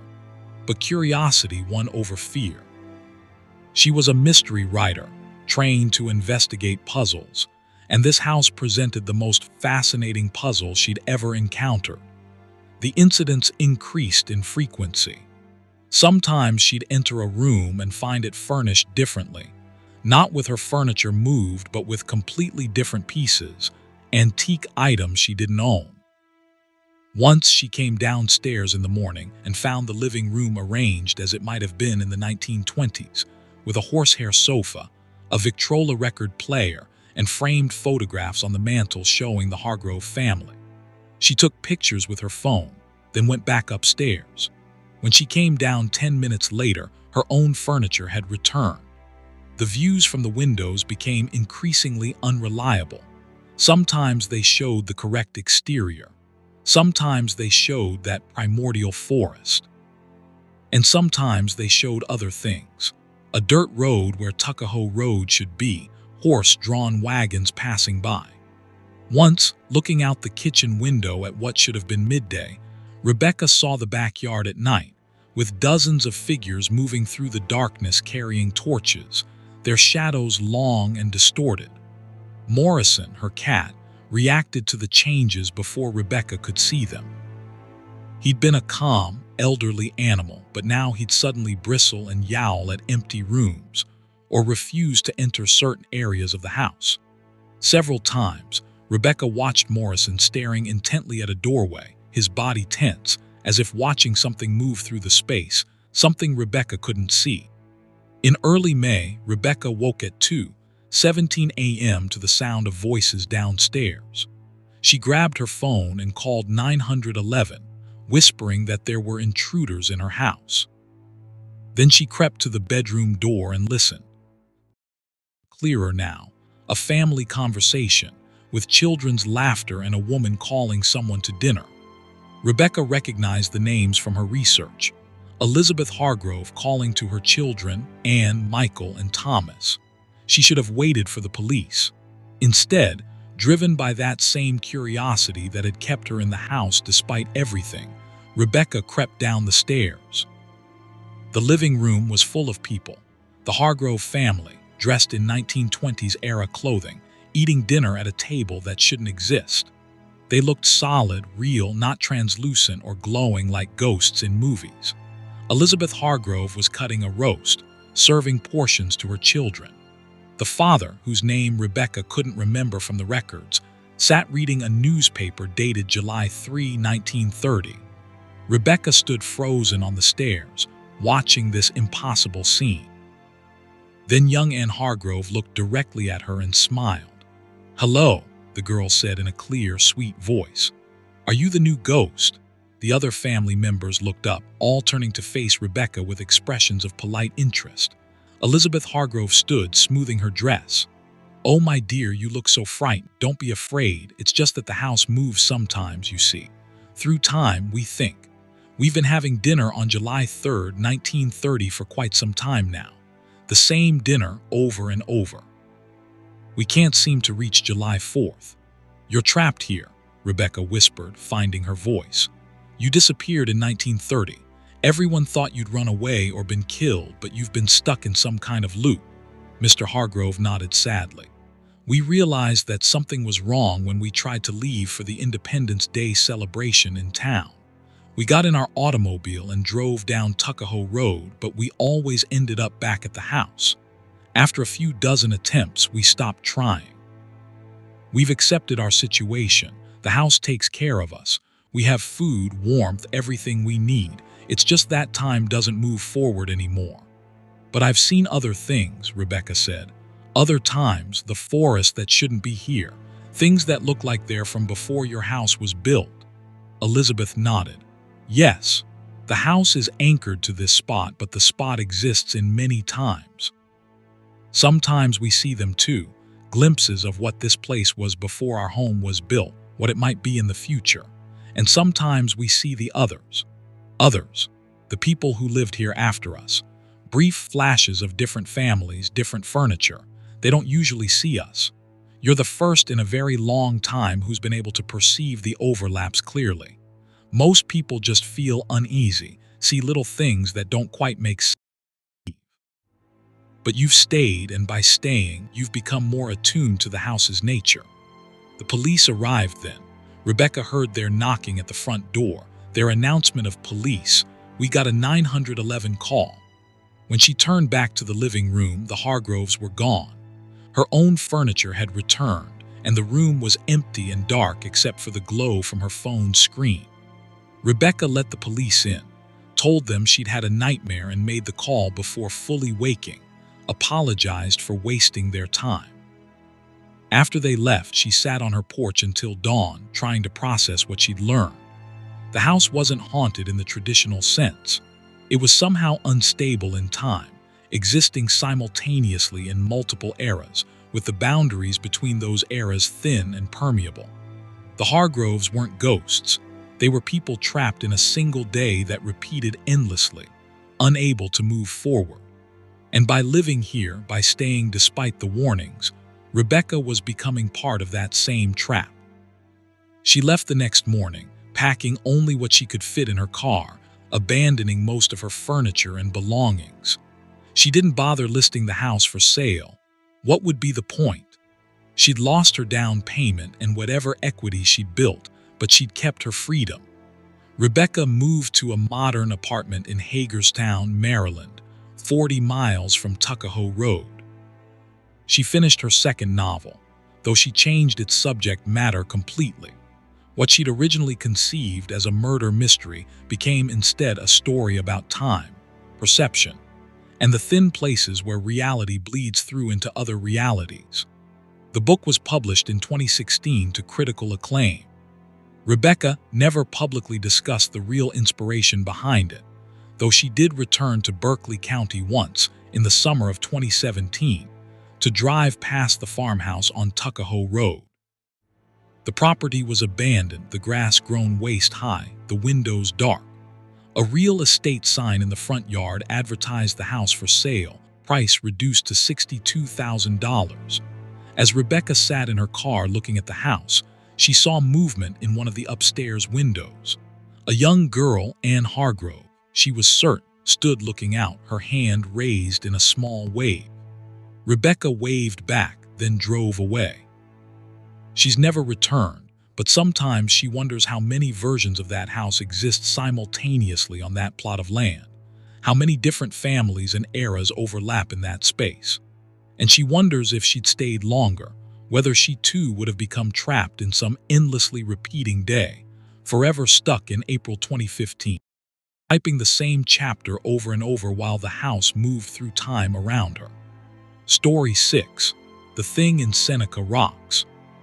Kyle Martinez had been a professional rock climber for 8 years when he decided to solo climb the south peak of Seneca Rocks in Pendleton County, West Virginia, in September 2019. At 29 years old, Kyle had successfully climbed routes all over the world, Yosemite, Patagonia, the Dolomites, and was known in climbing circles for his technical precision and his willingness to attempt difficult solo climbs without ropes or safety equipment. Seneca Rocks was technically within his skill level, a 900-foot formation of Tuscarora sandstone that was popular with climbers of all abilities. Kyle planned to climb the South End route, rated 5.6, which he could complete in less than 2 hours. He arrived at the Seneca Rocks Discovery Center parking area just after dawn on September 14th, signing the climber registry as required and noting his planned route and expected return time. The ranger on duty, an older man named Harold Kitzmiller, looked at Kyle's notation of a solo climb and frowned. "You going up alone today?" Kyle nodded. "I've soloed routes 5 times harder than South End. It's basically a scramble for me." "That's not what I'm worried about," Harold said. "We've had some weird reports lately. 3 different climbers in the past month have mentioned seeing something on the rock face, something moving in the cracks and on the ledges that ain't mountain goats." Kyle smiled. "What, like Bigfoot?" "I don't know what it is," Harold replied, his expression serious. "Could be nothing, could be folks' eyes playing tricks on them at height. But 2 of the climbers who reported it bilayed on their climbs said they felt like they were being watched. Just be careful up there, and if something don't feel right, you come back down." Kyle thanked him for the warning but didn't give it much thought as he hiked the trail to the base of the formation. He'd heard plenty of strange stories from climbers over the years. Heights and isolation could make people see all sorts of things that weren't there. He was focused on the rock, on the route he'd memorized from guidebooks and videos, on the perfect September weather that provided ideal climbing conditions. The approach to South End route took him up a steep trail through forest, then across rocky terrain to the base of the face. Seneca Rocks rose dramatically above him, a series of sharp fins and towers of white-gray sandstone that caught the morning light beautifully. Kyle spent 20 minutes stretching and reviewing his plan sequence, then began climbing. Several hundred feet went smoothly. The route followed a series of cracks and ledges, with good hand and footholds that required technical skill but not extreme strength. Kyle moved steadily upward, his years of experience evident in the efficiency of his movements. He was completely in his element, his entire focus on the rock under his hands and the next move in the sequence. He was about 600 feet up, roughly 2/3 of the way to the summit when he first felt that something was wrong. It was subtle at first, just a sensation of being watched, of not being alone on the face. Kyle paused on a comfortable ledge and looked around. Above him, the route continued through a crack system. Below, the ground was dizzying far away, the parking area reduced to a tiny clearing visible through the trees. To his left and right, the rock face extended, carved into fins and towers by millions of years of erosion. There was no one else visible on the formation. He'd seen 2 other climbers in the parking lot, but they'd been gearing up for a different route on the North Peak. Kyle shook off the feeling and continued climbing, telling himself it was just his subconscious reacting to Harold's warning. 50 feet higher, he heard it, a sound like breathing, deep and labored, coming from somewhere in the rock itself. Kyle stopped again, this time pressing himself flat against the face, listening carefully. The sound continued, rhythmic and organic, definitely breathing, definitely too large to be any animal that should be living on these cliffs. It seemed to be coming from a large crack system about 20 feet to his right, a dark vertical split in the rock that probably went deep into the formation.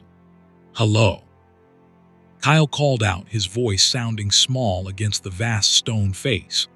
"Is someone in there?" The breathing stopped. For about 30 seconds there was complete silence except for the wind.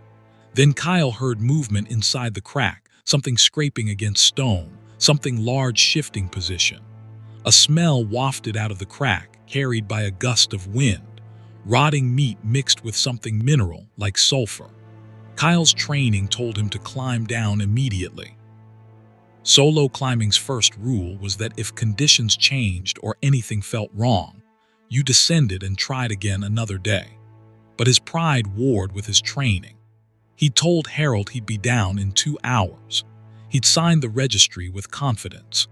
Retreating because of weird sounds would make him look like an amateur. He decided to move away from the crack system, working left along a series of horizontal ledges that would eventually reconnect with his planned route higher up. The ledges were narrow, barely 6 inches in places, but Kyle's climbing shoes had excellent grip, and his balance was perfect from years of practice. He traversed carefully, keeping his weight over his feet, his hands finding small holds in the rock face. He was halfway across the traverse when something grabbed his ankle. The grip was incredibly strong, like a vice closing around his boot, and it pulled him backward with enough force that Kyle nearly lost his balance. He looked down and saw it. An arm, impossibly long and thin, stretched out from a crack in the rock below the ledge he stood on. The arm was gray as the stone around it, the surface rough and pebbled like the sandstone itself, but it moved like flesh, with joints at the elbow and wrist. The hand wrapped around his ankle had 6 fingers, each tipped with something sharp that scraped against his boot leather. Kyle did the only thing he could do. He kicked. Hard. His free foot connected with the arm near what would be the elbow, and he felt something crack under the impact. The grip on his ankle released, and the arm withdrew into the crack with a sound like stone scraping on stone. Kyle scrambled along the ledge, moving faster than was safe, no longer caring about technique or style, just trying to get away from whatever had grabbed him. Behind him, he heard more movement in the rock, sounds coming from multiple locations now, as if something was moving through a network of cracks and voids inside the formation itself. Kyle reached the end of the traverse and started climbing upward again, abandoning his planned route in favor of the most direct line to the summit. He'd get to the top, descend via the hiking trail on the backside of the formation, and never climb Seneca Rocks again. But the thing in the rocks wasn't finished with him. As Kyle climbed, he began to see them, brief glimpses of movement in every crack and shadow. An arm reaching out of a horizontal split, then withdrawing. A face, or something like a face, gray and featureless except for dark hollows where eyes might be, peering out from a chimney system. The sounds of breathing and movement were everywhere now, surrounding him. 70 feet from the summit, Kyle reached for a hold in a wide crack and something grabbed his hand. This time he saw it clearly, a creature pulling itself partially out of the crack, its body seemingly made of the same stone as the cliff itself. It was humanoid in basic shape but wrong in every proportion, torso too long, limbs too thin, head too small. Those dark hollow eyes fixed on Kyle, and the thing opened what might have been a mouth, revealing a cavity lined with small stones that looked disturbingly like. Kyle punched it. His fist connected with the creature's chest, and the impact felt like hitting solid rock. Pain shot through his knuckles, but the creature loosened its grip enough for him to pull free. He climbed faster than he'd ever climbed in his life, his heart hammering, his breath coming in gasps, no longer thinking about technique or safety, just moving upward with pure animal panic. More of them emerged from the rock around him as he climbed. 5, 6, maybe 7 of the creatures, all pulling themselves out of cracks and voids like hermit crabs emerging from shells. They didn't chase him exactly, but they moved to intercept, positioning themselves in his path, reaching out with those long gray arms and too many fingered hands. Kyle reached the summit ridge with one of the creatures inches behind him, its hand scraping against the back of his shirt. He pulled himself over the final edge and sprawled on the relatively flat summit, gasping for breath. Behind him, he heard the creatures at the ridge line, but they didn't follow. Looking back, Kyle saw them retreating into the rock face, their gray bodies blending seamlessly with the stone until they were indistinguishable from the natural variations in the rock's surface. For several minutes, Kyle just lay on the summit, his whole body shaking. His right hand was swelling where he'd punched the creature, and his ankle throbbed where the first one had grabbed him. But he was alive, and he was on the summit where the things apparently couldn't or wouldn't follow. The descent trail on the backside of Seneca Rocks was steep but non-technical, a hiking path that switched back down through forest to eventually reconnect with the main trail.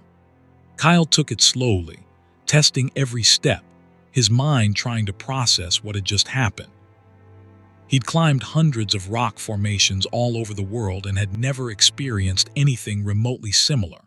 Those creatures had been real, not hallucinations, not tricks of light and shadow. They'd had weight and solidity and strength. They'd left marks on his boot where their fingers had gripped. Back at the Discovery Center, Harold Kitzmiller took one look at Kyle's face and poured him a cup of coffee. "You saw them?" Kyle nodded, unable to speak yet. When he finally found his voice, he asked, "What the hell are they?" Harold sat down heavily in his ranger station chair. "We don't know. They've been reported on and off for over 100 years. Native Americans in the area had stories about spirits that lived inside stones. Early settlers talked about things in the rocks that would grab at them if they climbed too high. The modern climbing era brought more reports, but the Park Service actually acknowledged them." "Can't really. How do you explain something like that? We'd lose half our visitor traffic if people knew there were things living inside the rock."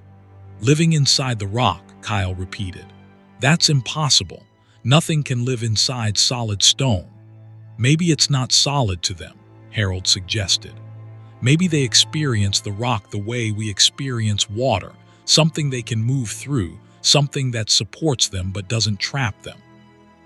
There's a lot we don't understand about these mountains, about the old rock formations. Seneca Rocks has been here for 440 million years. That's a lot of time for strange things to evolve." Kyle examined his boot under the ranger station's bright lights. There were 6 distinct grooves in the leather where the creature's fingers had gripped him, each mark showing the scrape pattern of something rough like sandstone. His hand was bruised and swollen, the knuckles already turning purple from the impact with the creature's stone-like body. "What do I do?" Kyle asked. "Who do I report this to?" Harold shrugged. "You can file a report with me, and I'll add it to the unofficial file we keep. But nothing's going to come of it. Park Service higher-ups don't want to deal with this kind of thing. They'll say you experienced altitude-induced hypoxia or heat stress or some other rational explanation. Best thing you can do is just tell other climbers what you experienced. Let them make their own decision about whether to climb here." Kyle filed his report, giving Harold every detail he could remember. Then he drove back to his apartment in Morgantown and spent the rest of the day icing his hand and researching Seneca rocks. He found scattered mentions online, forum posts from climbers describing feelings of being watched, a few reports of seeing movement in the rock that couldn't be explained, one detailed account from 1987 that closely matched Kyle's experience. He also found something in the historical records that made his blood run cold. Seneca Rocks had one of the highest rates of fatal climbing accidents in the eastern United States. Since modern climbing had become popular on the formation in the 1940s, there had been over 30 documented deaths, far more than would be statistically expected for a relatively easy climbing area. Most were attributed to falls, but Kyle noticed a pattern. Many of the accidents involved experienced climbers who inexplicably lost their grip or fell from sections that should have been well within their ability. Kyle never climbed Seneca Rocks again. He continued his climbing career, but avoided the area, turning down sponsorship opportunities and magazine features that would have required him to return. He told his story to other professional climbers, warning them away from the formation, though many dismissed it as fantasy or the result of a panic attack at height. In 2021, Kyle retired from professional climbing and became an instructor, teaching beginners at indoor climbing gyms in Colorado. He still has nightmares about those gray stone faces, about hands with too many fingers reaching out from cracks in the rock. And every time he sees news of a climbing accident at Seneca Rocks, which happens once or twice a year, he wonders if another climber encountered the things in the stone, if they grabbed an ankle at a crucial moment, if they were the unseen cause of yet another inexplicable fall. The creatures are still there, he knows. Still living somehow inside the ancient sandstone, still reaching out occasionally to grab at climbers who venture too high on the face. And the park rangers still keep their unofficial file, adding new reports every few months, documenting an impossible phenomenon that officially doesn't exist in one of the most popular climbing destinations in the eastern United States. Story 7. The Logging Road That Changed.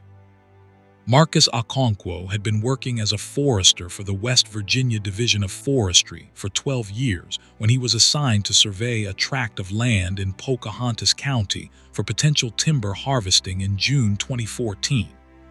At 38 years old, Marcus had walked thousands of miles through Appalachian forests, assessing tree stands, marking boundaries, and evaluating environmental impacts.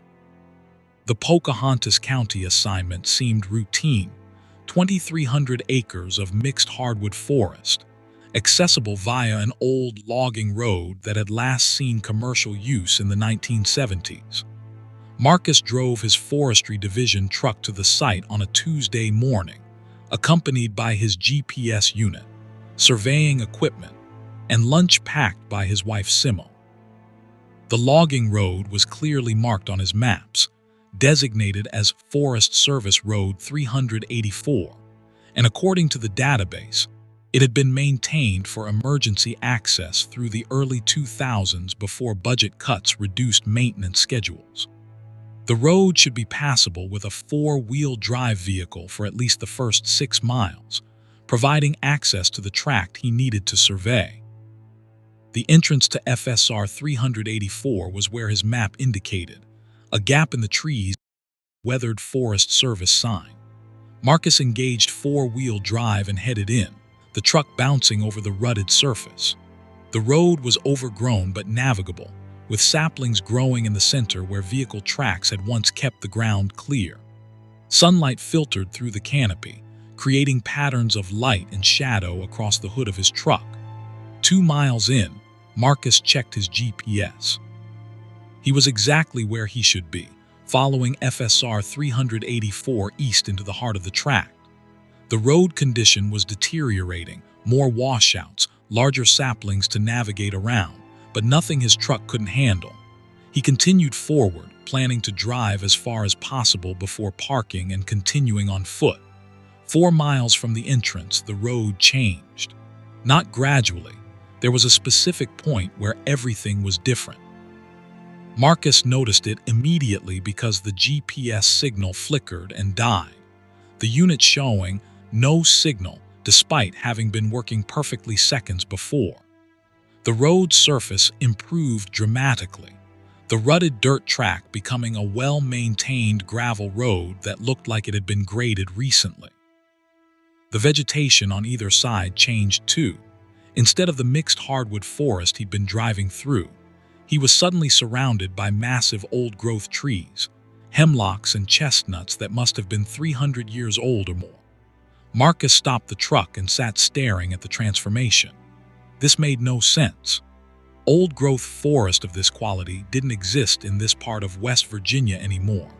It had all been logged in the late 1800s and early 1900s.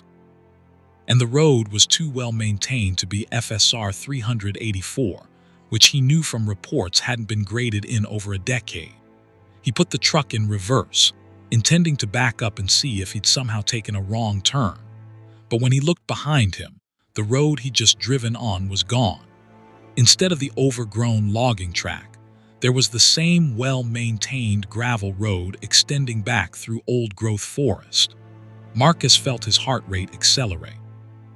He grabbed his radio to call back to the division office, but the radio produced only static across all frequencies. Marcus got out of the truck, taking his hiking pack and leaving the vehicle running. He walked back down the road about 50 yards, looking for the point where things had changed, but there was no clear boundary. The old-growth forest and well-maintained road extended in both directions as far as he could see. He pulled out his compass. At least that still worked, showing he was heading east as he should be. He struck and decided to continue forward. Maybe this was some private logging operation he hadn't been informed about, and he'd accidentally crossed onto their land. Though that didn't explain the GPS failure or the impossible forest. Marcus drove slowly, watching the trees carefully. Some of them were truly massive, American chestnuts that must have been 6 feet in diameter, a species that had been functionally extinct in these mountains since the blight of the 1930s killed them off. After another mile, Marcus saw a sign ahead, a wooden marker that looked hand-carved and old, with words burned into the surface. As he got closer, he could read it. Blackwater Logging Company, Mill 3, 2 miles. No admittance without authorization. 1891. The date hit Marcus like a physical blow. That was over 120 years ago during the height of the Appalachian timber boom. But the sign looked fresh, the lettering crisp, showing none of the weathering it should after more than a century. And the road ahead continued in perfect condition, as if maintained crews worked it regularly. Marcus should have turned back. Every rational instinct told him this situation was impossible, that he'd somehow gotten disoriented, or that he was experiencing some kind of medical emergency. Carbon monoxide poisoning from a leak in his truck, perhaps, causing hallucinations. But curiosity pulled him forward. Just a little farther, he told himself. Just far enough to see what the mill looks like. The mill came into view around a curve about 20 minutes later, and Marcus stopped the truck, staring in disbelief. It was a full operational logging facility. Several large buildings, massive piles of logs waiting for processing, a steam-powered sawmill with smoke rising from its stack, and people, dozens of them, workers moving around the site, wearing clothes that looked like historical photographs Marcus had seen of 19th century loggers. Horses pulled wagons loaded with tools and equipment. The whole scene looked like a living history museum, except Marcus knew there was no such facility anywhere in Pocahontas County. He drove closer, expecting someone to notice his anachronistic modern vehicle and react with confusion. But none of the workers paid him any attention. Marcus parked near what looked like a main office building and got out. The sounds of the mill were overwhelming, the scream of the saw cutting through logs, the shouts of men coordinating work, the hiss of steam engines, the crack of trees falling in the forest nearby. Approached him, middle-aged, bearded, wearing work clothes that were covered in sawdust. "Can I help you?" the man asked, his accent strange with pronunciations that sounded archaic. "You lost." "I'm Marcus Okonkwo with the State Forestry Division," Marcus said, instinctively reaching for his ID badge. "I think I've made a wrong turn. What is this place?" The man looked at Marcus's badge, frowning at the laminated plastic and modern printing. "State Forestry Division. Never heard of it. This is Blackwater Logging Company property. Mill number 3. We're cutting the tract along Shaver's Fork. You got business here." "What year is this?" Marcus asked, the question sounding absurd even as he said it. The man's frown deepened.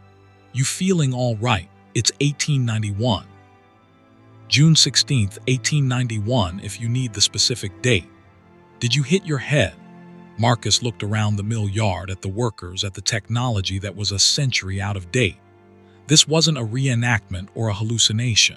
It felt completely real, the smell of fresh cut wood, the heat from the steam engines, the texture of the gravel under his boots.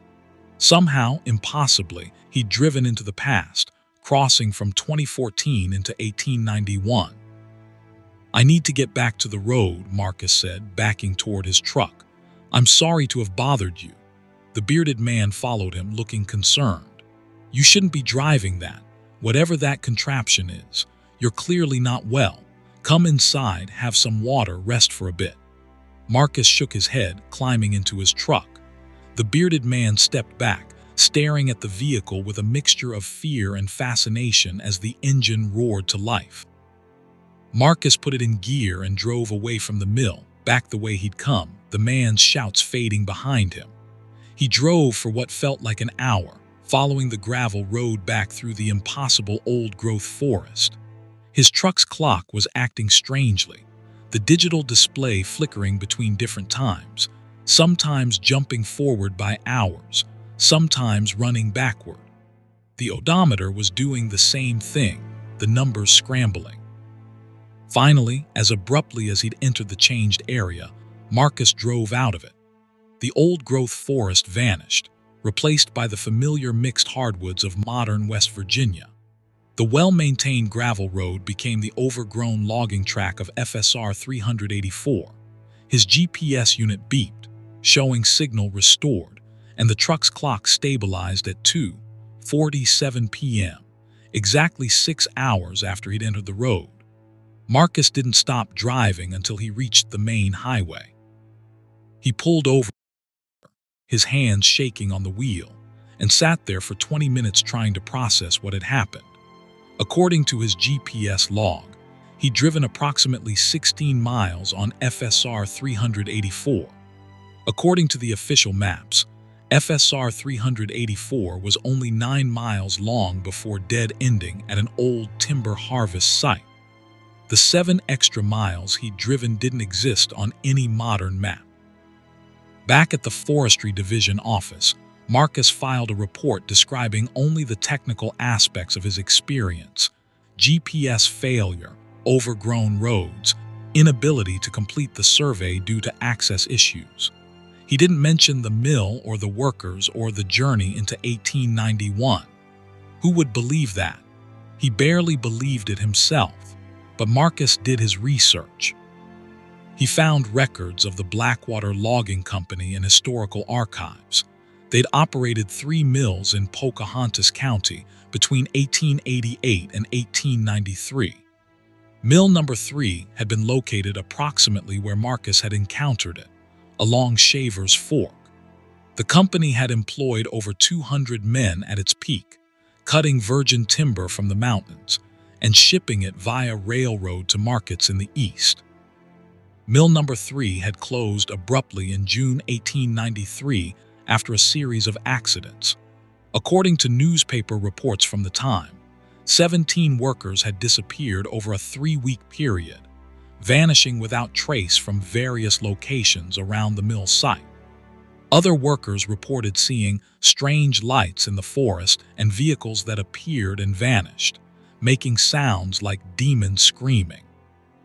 The company had attributed the disappearances to workers deserting their posts, but the frequency and strangeness of the reports had spooked the remaining employees. By July 1893, the mill was abandoned. Marcus found one particular account that made his hands go cold. A diary entry from a Blackwater logging company supervisor named William Heston, dated June 17, 1891. The entry described a strange visitor to the mill, a dark-skinned man driving a horseless carriage that made tremendous noise, who claimed to be from the State Forestry Division, an organization that does not exist. He appeared confused and distressed, asking what year it was. He fled in his vehicle before we could render assistance. Several men witnessed this occurrence. I believe we are experiencing some form of temporal disturbance in this location, related to the old Indian warnings about this land. That was the day after Marcus had been there, or rather, the day after he'd been there from the perspective of 1891. He'd become part of the historical record, a strange anomaly documented in a supervisor's diary, one of the unexplained events that had eventually driven the logging company out of that section of forest. Marcus requested reassignment to a different region, citing personal reasons. He never returned to Pocahontas County, never attempted to survey that particular tract of forest again. The land remains unlogged to this day, officially due to difficult access and environmental concerns, but Marcus wonders if the real reason is that others have experienced the same temporal instability. That FSR 384 continues to connect different time periods in ways that make commercial operations impossible. Sometimes, late at night, Marcus thinks about that mill he visited, about those workers living their lives in 1891, unaware that in a century their mill would be gone, their company forgotten, their names lost to history except for scattered references in moldy archives. He thinks about how he must have appeared to them, a man from an unimaginable future, driving a machine they couldn't understand, proof that their world would be completely transformed by forces they couldn't anticipate. And he wonders if time is as linear as we believe, or if there are places in these old mountains where the past and present exist simultaneously, where a wrong turn on an overgrown logging road can take you back 123 years, where the forest remembers everything and keeps its memories alive in ways that defy our understanding of how the universe should work. Story 8. The Broadcast from Spruce Knob. Jennifer Park had been a ham radio operator for 16 years when she set up her equipment on Spruce Knob, the highest point in West Virginia at 4,863 feet, during the annual Parks on the Air contest in August 2018. At 41 years old, Jennifer was an experienced radio enthusiast who'd made thousands of contacts from various locations, earning awards and certificates for her operating skill. The Parks on the Air contest encouraged operators to broadcast from national parks and forests, making contacts with other amateur radio operators around the country and world. Jennifer had activated Spruce Knob several times before and knew it was an excellent location. The high elevation and relatively clear surrounding terrain provided good radio propagation, allowing her to reach distant stations with relatively low power. She'd arrived at the Spruce Knob Observation Tower around 2 p.m. on Saturday, August 11th, planning to operate for about 4 hours before the park closed at dusk.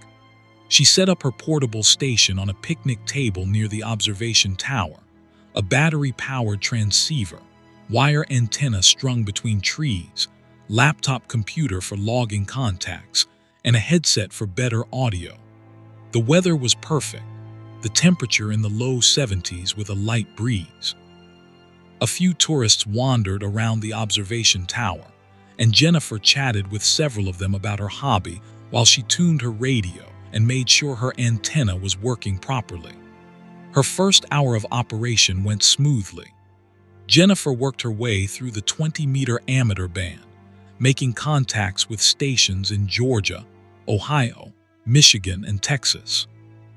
Each contact followed the standard format: exchange call signs, report signal strength, mention the park activation, thank them for the contact, and move on to the next station calling her. She'd logged 37 contacts when things started to become strange. At 3:47 p.m., Jennifer tuned across a signal that made her pause. It was on 14.247 megahertz, a frequency that should have been occupied by normal amateur radio activity. But the signal she was hearing wasn't normal. It sounded like a voice, speaking slowly in a language Jennifer didn't recognize. The cadence was wrong, too rhythmic, like a chant or prayer. And underneath the voice, she could hear sounds that didn't belong on a radio signal. Wind howling, something that might have been screaming or might have been music played at the wrong speed, and a deep rumbling like thunder but continuous. Jennifer recorded the signal on her laptop. She always recorded her contest operations for logging purposes and listened carefully. The voice spoke for exactly 60 seconds, then the transmission ended abruptly. Jennifer checked her logging software to see if it had automatically identified the calling station's call sign, but there was nothing. The signal had carried no identifier, which was a violation of FCC regulations. All amateur radio transmissions were required to include the operator's call sign at regular intervals. She tuned away from the frequency and continued making normal contacts. But 15 minutes later, she heard the signal again, this time on 14.318 megahertz, a different frequency but the same voice, the same chant, the same disturbing background sounds. Again, it lasted exactly 60 seconds, then ended with no station identification. Over the next hour, Jennifer encountered the signal 6 more times, always on different frequencies, always lasting 60 seconds, always that same voice with the wrong cadence speaking in an unknown language. She tried to find patterns in when and where it appeared, but there seemed to be no logic to its movements across the radio spectrum. Around 5:30 p.m., Jennifer decided to try something that went against her normal operating procedures. When she heard the strange signal appear again on 14.285 megahertz, instead of tuning away, she pressed her transmit button and called into the transmission. Station transmitting on 14.285. This is Kilo 4 Charlie Tango Papa. You're required to identify your station. Please provide your call sign. The voice stopped immediately. For about 5 seconds, there was just that rumbling sound and the howling wind. Then a different voice came through Jennifer's headset, and she felt her blood run cold. This voice spoke English, but it was wrong. The tone too flat, the pronunciation slightly off on every word, like someone who'd learned English phonetically but had never heard human emotion. Kilo 4 Charlie Tango Papa, Jennifer Park. Born March 15, 1977 in Seattle, Washington. Currently residing at 342 Maple Street, Morgantown, West Virginia. Married to David Park. 2 children, Emma age 12 and Marcus age 9. You should not be listening to this frequency, Jennifer Park. This transmission is not for you. Jennifer yanked her headset off, her heart hammering. That voice had known her name, her call sign, her birthday, her home address, her family members. Information that wasn't public, that shouldn't be accessible to anyone monitoring amateur radio transmissions. She stared at her radio equipment, wondering if she should just pack up and leave, but professional curiosity warred with fear. She put the headset back on, her hands shaking as she pressed the transmit button again. "Who are you? How do you know that information about me?" The flat voice responded immediately. "We are the frequency that exists between your frequencies. We are the signal that has always been there, underneath your voice transmissions, waiting. This mountain, the high places in these old mountains, are where the barriers, where what you call radio waves touch other waves, other transmissions from other places.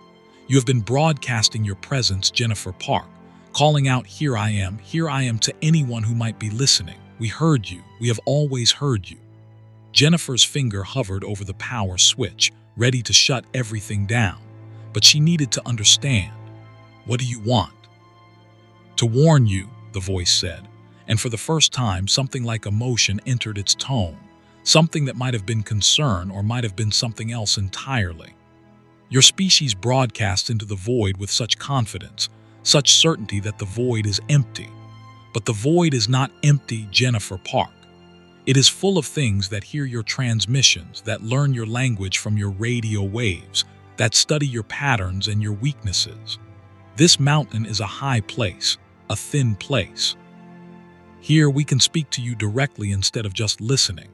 Leave this mountain. Stop broadcasting from high places. The attention you attract is not safe." The transmission ended, and Jennifer's radio returned to showing normal amateur radio activity, stations calling CQ, contest exchanges, conversations about antennas and propagation. She sat motionless for several minutes, processing what she'd heard. The rational part of her brain insisted this had been a hoax, someone using sophisticated equipment to track her online activity, find her personal information, and play an elaborate prank. But she couldn't shake the feeling that the warning had been genuine, that whatever she'd been speaking to had been telling the truth as it understood truth. Jennifer packed up her equipment quickly, not bothering to log out of the contest properly or make any final contacts. She wanted off this mountain, wanted to be home with her family where things made sense. As she loaded the last of her gear into her car, she heard her handheld radio, which she'd left on scanning frequencies, suddenly crackle to life. That same flat voice came through. "Too many of you know now, Jennifer Park. Too many of you broadcast from too many high places. The attention is already here, already spreading. You cannot warn them all. You cannot make them stop. And when the harvest comes, the broadcasters in the high places will be taken first. They have marked themselves so clearly." Jennifer threw the handheld radio as hard as she could, watching it shatter against the observation tower's stone base. She drove down Spruce Knob Mountain too fast, taking the switchbacks at dangerous speeds, not caring about anything except getting away from that place. At home, she told David everything. He listened seriously. He'd been married to her long enough to know when she was genuinely frightened, and together they researched similar reports. They found scattered accounts online, buried in amateur radio forums and paranormal discussion boards. Operators who'd heard strange signals from mountain tops, messages in unknown languages, occasionally a voice that knew too much and spoke with that same wrong, flat tone that Jennifer had described. Most disturbingly, they found 3 missing person cases, all amateur radio operators who'd been doing mountaintop activations and had disappeared without trace. One in the Smoky Mountains in 2015, one in the Alleghenies in 2016, and one in the Blue Ridge in 2017. In each case, the operator's radio equipment was found still set up and functioning, but the person was gone. Search and rescue efforts had found no trace of what happened to them. Jennifer stopped operating from mountaintops. She sold most of her radio equipment, keeping only a small handheld for emergencies. When other members of her radio club asked why she'd quit parks on the air activations, she made excuses about being too busy with family commitments. She didn't tell them the real reason, that she was afraid of attracting the attention of whatever she'd contacted on Spruce Knob, afraid that if she broadcast from high places again, She might become one of those missing operators whose fate was never explained. In October 2018, 2 months after her Spruce Knob experience, Jennifer received a package in the mail. No return address, postmarked from Elkins, West Virginia. Inside was a USB drive. Against her better judgment, she plugged it into her computer, after disconnecting the computer from the internet as a precaution.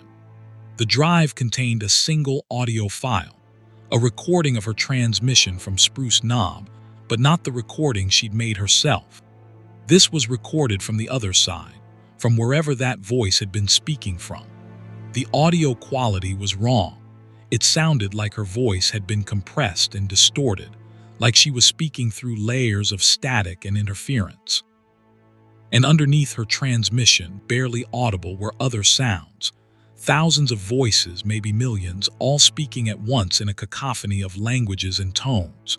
Humanity's radio transmissions from decades of broadcasting, all compressed into a simultaneous roar.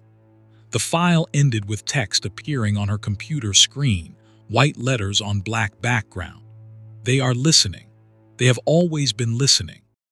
Harvest approaches. The broadcasters will be taken first. Jennifer destroyed the USB drive, the computer, everything. She convinced David to move. They left West Virginia entirely, relocating to his family's place in suburban New Jersey. She never operated amateur radio again. And on clear nights, when she can see stars unobscured by clouds, Jennifer sometimes wonders what's out there beyond Earth's atmosphere.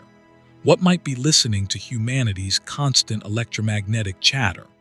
What might be watching from the voids between stars, patient and hungry, waiting for the right time to harvest whatever it is that humanity has unwittingly offered by broadcasting our presence into the cosmos for over a century? The missing operator count continues to grow. Jennifer tracks it obsessively, though she tells herself she should stop. 4 in 2019, 7 in 2020, 11 in 2021. All operators who'd been activating mountaintop locations, all vanished without trace, all leaving their equipment behind, still broadcasting into the void. And Jennifer wonders if her warning on Spruce Knob was right, if the attention is already here, already spreading, and if humanity's love of broadcasting will ultimately be what draws down something terrible from whatever voids exist between the frequencies we think we understand. Story 9. The Sinkhole Beneath LEWASBURG. Catherine Reynolds had been a paramedic in Lewisburg, West Virginia for 7 years when she and her partner James Woolridge received the call about an elderly woman who'd fallen in her basement at 3:17 a.m. on a March night in 2016. At 33 years old, Catherine had responded to hundreds of emergency calls in Greenbrier County, but there was something about this particular address, 142 Washington Street, one of the historic homes in old downtown Lewisburg, that immediately made her uneasy. She'd responded to a call at that address once before, about 2 years earlier, and the circumstances had been strange enough that she'd never forgotten them. The house dated from the 1830s, a 3-story federal-style brick structure with a full basement that had been converted into living space sometime in the 1970s. The previous call had been for a tenant who'd reported hearing voices coming from inside the walls. When Catherine and her then partner had arrived, they'd found the tenant in an acute psychotic episode, convinced that people were trapped inside the house's foundation. He'd been taken to psychiatric care, and Catherine had assumed it was simply mental illness manifesting in a dramatic way. Now, pulling up to the same address in the ambulance with James, Catherine felt that same unease. The house looked dark except for a single light in what must be the basement. The front door was unlocked. The caller, who'd identified herself as the homeowner's daughter, had said she'd leave it open for them. Catherine and James entered, carrying their medical bags and stretcher, calling out to announce their presence. A woman in her 40s met them in the front hallway, her face pale and tear-streaked. "Thank God you're here. It's my mother, Mrs. Alina Hutchins. She's 86. She went down to the basement to check on a noise and fell on the stairs. I think she might have broken her hip." They followed the daughter to the basement stairs.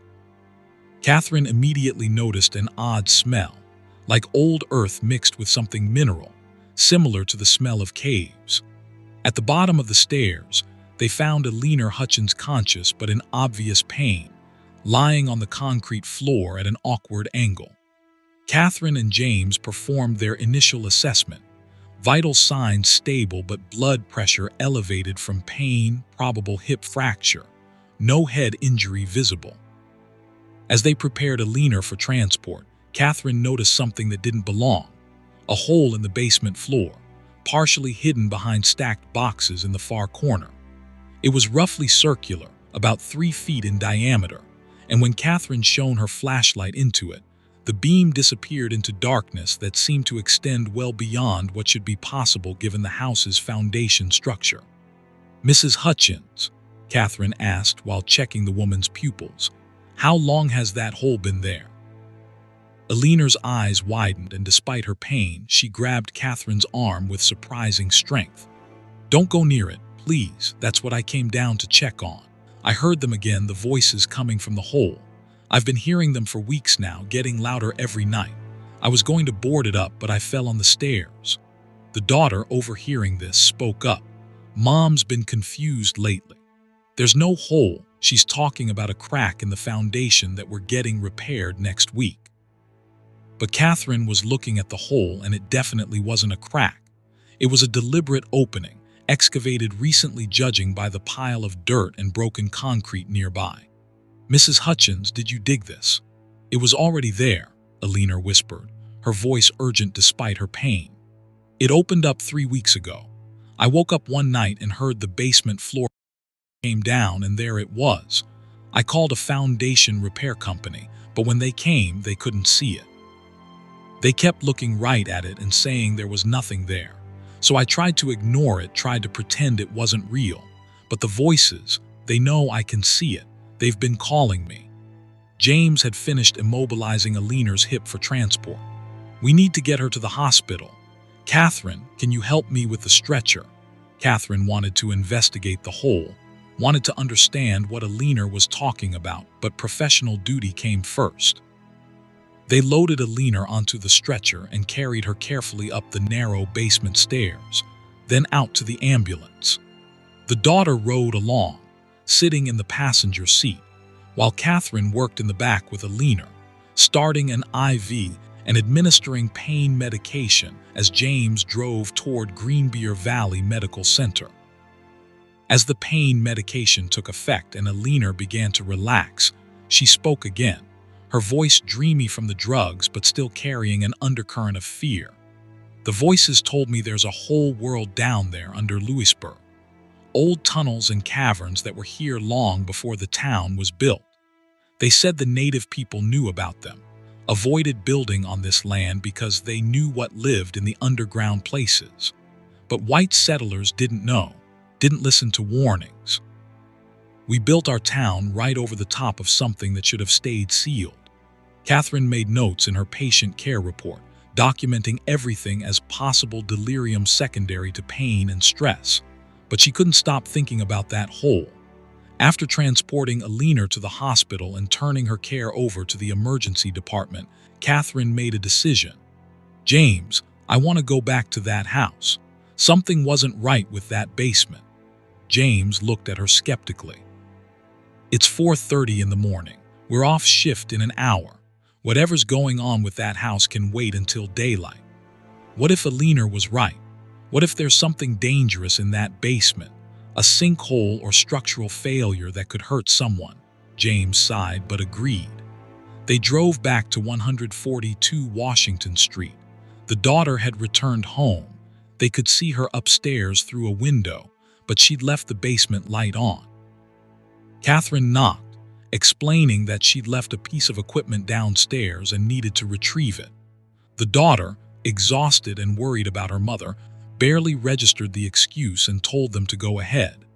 In the basement, Catherine walked directly to the hole. It was still there, still radiating that cave-like smell, still descending into impossible darkness.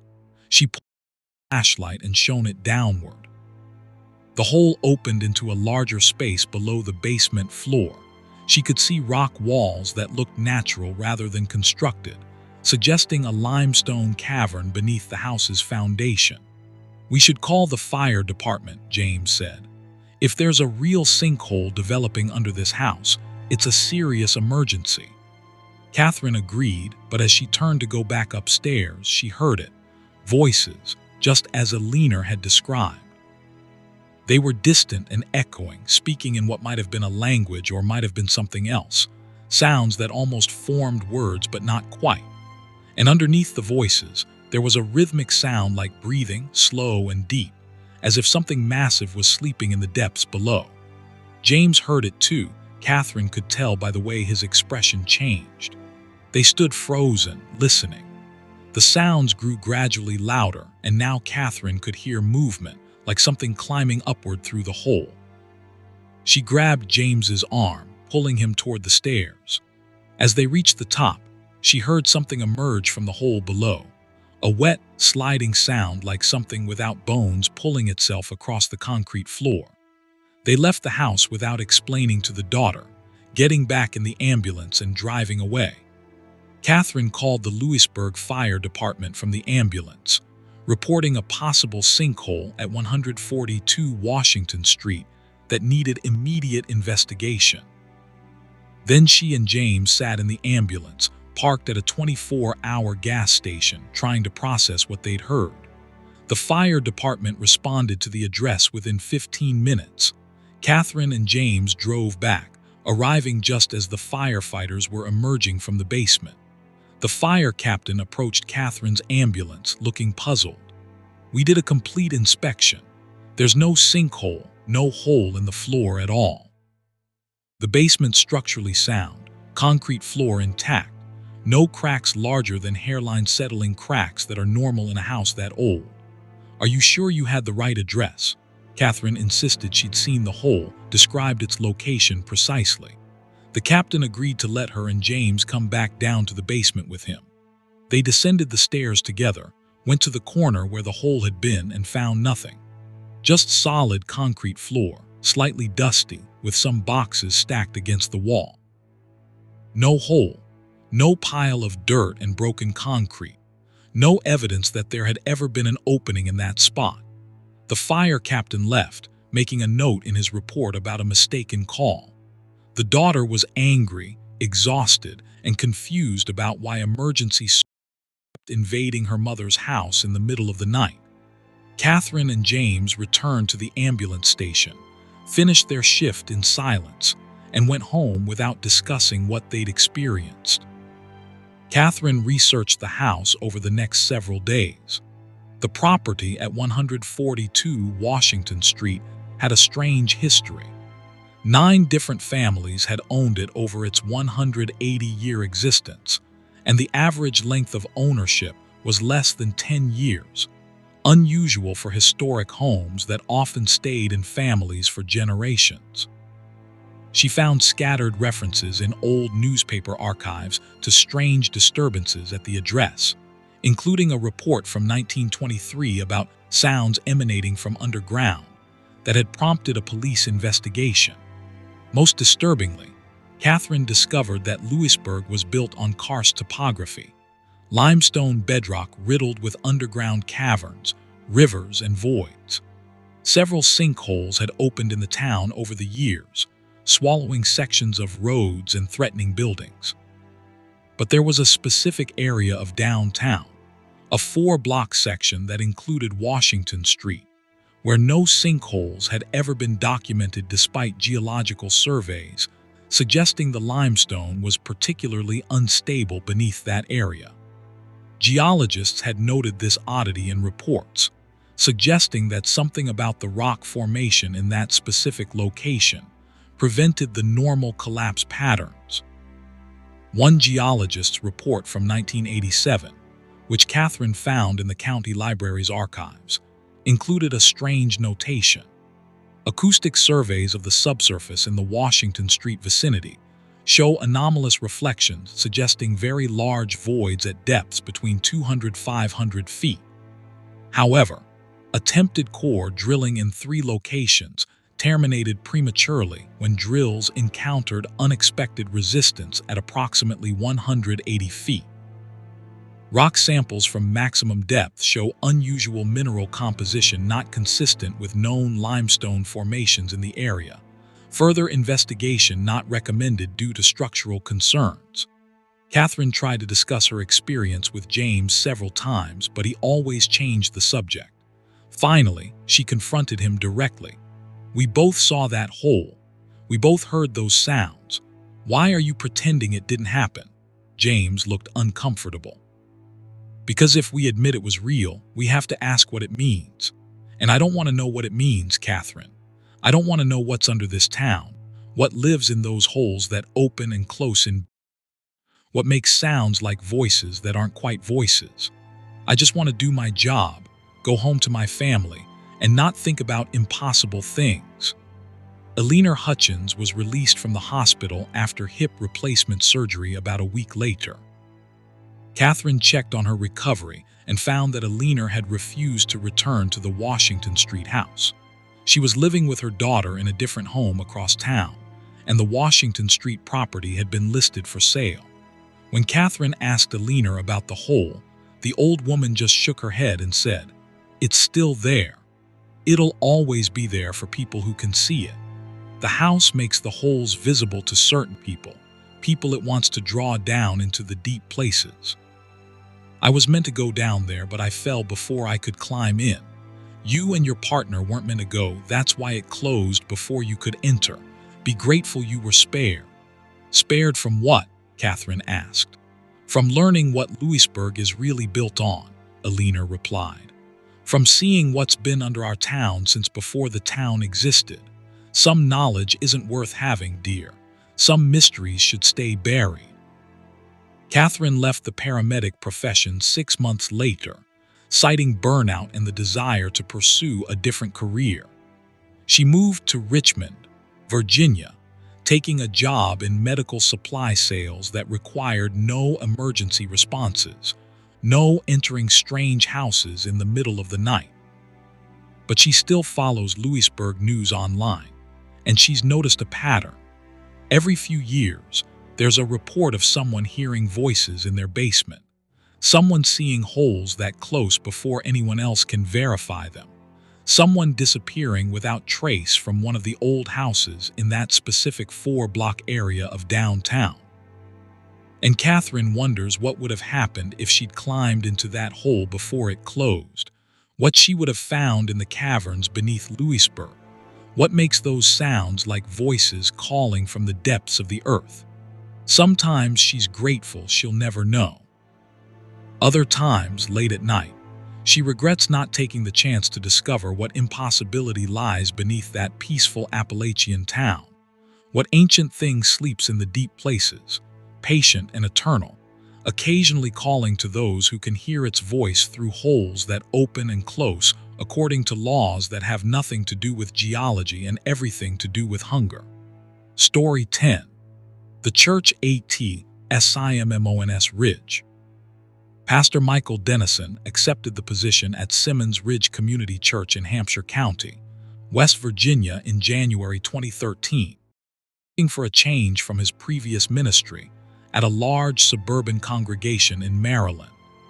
At 58 years old, Michael had spent 32 years in ministry and felt called to serve a small rural community where he could focus on personal relationships rather than managing programs and committees. The church at Simmons Ridge fit his vision perfectly. A white clapboard building built in 1887, seating about 80 people, serving a congregation of 35 regular attendees from families who'd lived in the area for generations. The church came with a small parsonage next door, a 2-bedroom house that had been updated in the 1990s but retained its historical charm. Michael moved in during the second week of January, welcomed warmly by the congregation who'd been without a full-time pastor for nearly a year. He spent his first weeks getting to know the families, visiting the homebound elderly, and preparing sermons for Sunday services. The church building itself was beautiful in its simplicity. Wooden pews worn smooth by generations of worshipers, plain glass windows that let in natural light, a small altar area with a hand-carved wooden cross that dated to the church's founding. The basement served as a fellowship hall, with a kitchen for community meals and Sunday school classrooms. Michael felt immediately at home in the space, sensing the accumulated prayers and faith of over a century of worship. He first noticed something strange during his third week, while preparing for Sunday worship on a Wednesday evening. Michael liked to practice his sermons in the empty sanctuary, getting a feel for the acoustics and the flow of his words. He was about halfway through his message when he heard it, singing, coming from the basement. It was a hymn he didn't recognize in 4-part harmony with maybe a dozen voices. Michael assumed some church members had come in to practice for the Sunday service, though he hadn't seen any cars in the parking lot. He walked downstairs to say hello and found the basement empty and dark. The singing stopped the moment he reached the bottom of the stairs. Michael searched the entire basement, checking classrooms and the kitchen, but found no one. All the doors were locked from the inside as he'd left them. Over the next month, Michael heard the singing 3 more times, always on Wednesday evenings when he was alone in the church preparing his Sunday message. Always the same unfamiliar hymn, always that same 4-part harmony, always stopping the moment he tried to locate the source. He mentioned it casually to Betty Harmon, the church council president, asking if perhaps there were acoustic tricks in the building that might carry sound in unusual ways. Betty's expression became guarded. "You've heard them singing." "Them?" Michael asked. Betty sighed, looking uncomfortable. "Pastor, there's something we should have told you before you accepted the position here, but we were afraid you wouldn't come if we explained. This church has a history, a complicated history. Some people say it's haunted, though we prefer to think of it as inhabited by more than just the living." She told Michael the story that every long-time member of Simmons Ridge Community Church knew but rarely discussed with outsiders. In 1903, during a particularly harsh winter, the church had served as a temporary shelter for families whose homes had been damaged or destroyed by a massive snowstorm. About 60 people had crowded into the church building, including many children and elderly. They'd run out of firewood after 3 days, and temperatures inside the sanctuary had dropped to dangerous levels. On the 4th night, the congregation had gathered for prayer, asking God to deliver them from the cold. According to the account passed down through generations, Pastor William Thornton had led the congregation in an all-night prayer vigil, singing hymns and pleading for divine intervention. At some point during that night, something happened that survivors could never adequately explain. The church became warm, not gradually, but suddenly, as if an invisible fire had been lit. The temperature inside rose to a comfortable level and remained that way despite the continued freezing conditions outside. But 13 members of the congregation never left the church. They were found the next morning after the storm broke, sitting in the pews with expressions of peace, all deceased. Medical examination could find no cause of death, no illness, no injuries, no obvious explanation. They'd simply died during the night of prayer, apparently painlessly, while those around them continued singing. The church was reconsecrated after that, Betty explained. But people say those 13 never really left. They're still here, still praying, still singing. Most of the time they're quiet, but sometimes, especially on Wednesday nights, you can hear them. They're not harmful, they're just here, worshiping alongside us. Michael was skeptical but intrigued. He asked to see records from 1903, and Betty showed him the handwritten church registry from that period. 13 names were listed with a notation. called home during the night of intercession, February 7, 1903. They answered a higher summons. The names included men, women, and 3 children, all from families that still had descendants in the Simmons Ridge area. Michael decided to treat this information as he would any other pastoral matter, with respect and an open mind. If the building held some echo of that traumatic night, some residual energy from intense prayer and simultaneous deaths, he could accept that without compromising his faith or his calling. He continued his work, continued preparing sermons on Wednesday evenings, and gradually became accustomed to the occasional sound of singing from the basement. The situation changed in late March, during a particularly severe late winter storm. Heavy snow and ice had kept most of the congregation home on Sunday morning. Only 6 people braved the weather to attend worship. Michael conducted an abbreviated service, concerned about everyone's safety getting home. As the small group prepared to leave around noon, the power went out. The backup generator, which was supposed to kick in automatically, failed to start. Michael tried to send everyone home before conditions worsened, but within an hour, the roads had become impassable. Trees were down across the main route out of the hollow, and Michael's truck, which he tried to use to drive the elderly Mrs. Peterson home, had slid into a ditch. They were trapped at the church, 6 people with no heat and temperatures dropping rapidly as the storm intensified. Michael broke into the church's small emergency supply closet and found blankets, some bottled water and a few candles, but no meaningful source of heat. The church's furnace was electric, useless without power. He tried the backup generator again, even taking it partially apart to diagnose the problem, but couldn't get it running. As evening approached and the temperature inside the sanctuary dropped below 40 degrees, Michael realized they were in serious danger. Mrs. Peterson was 84 years old. Tom and Linda Mackey had their 7-month-old baby with them. Danny Richardson had diabetes and needed to keep his insulin from freezing. The situation was becoming critical, and Michael had no solution. Cell phone service was out. The storm had taken down the towers. They were completely isolated. As darkness fell, Michael gathered the group in the front pews, wrapped them in every blanket he could find, and suggested they pray.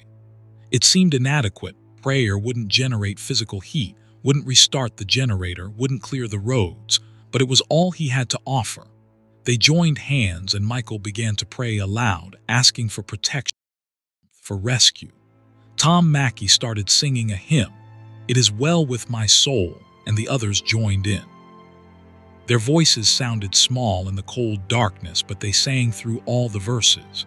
Then they sang "Amazing Grace," and "Great is thy faithfulness," and "How great thou art."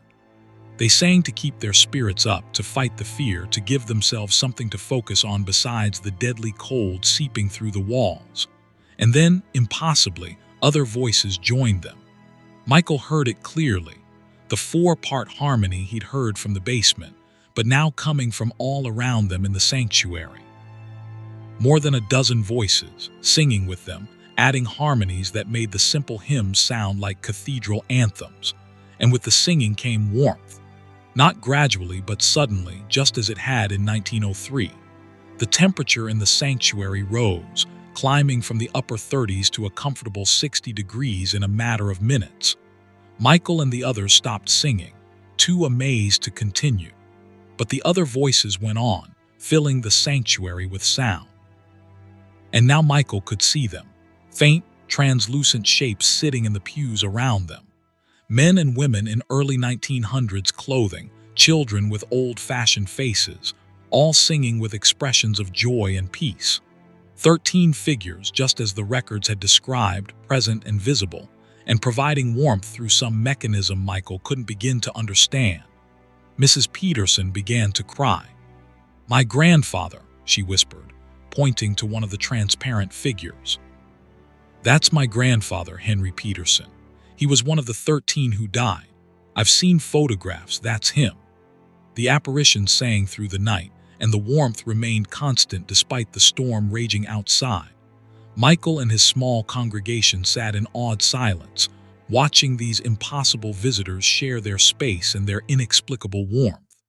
Around 3 in the morning, young Emma Mackey, the baby, began crying. Her mother Linda tried to comfort her, but the child wouldn't settle.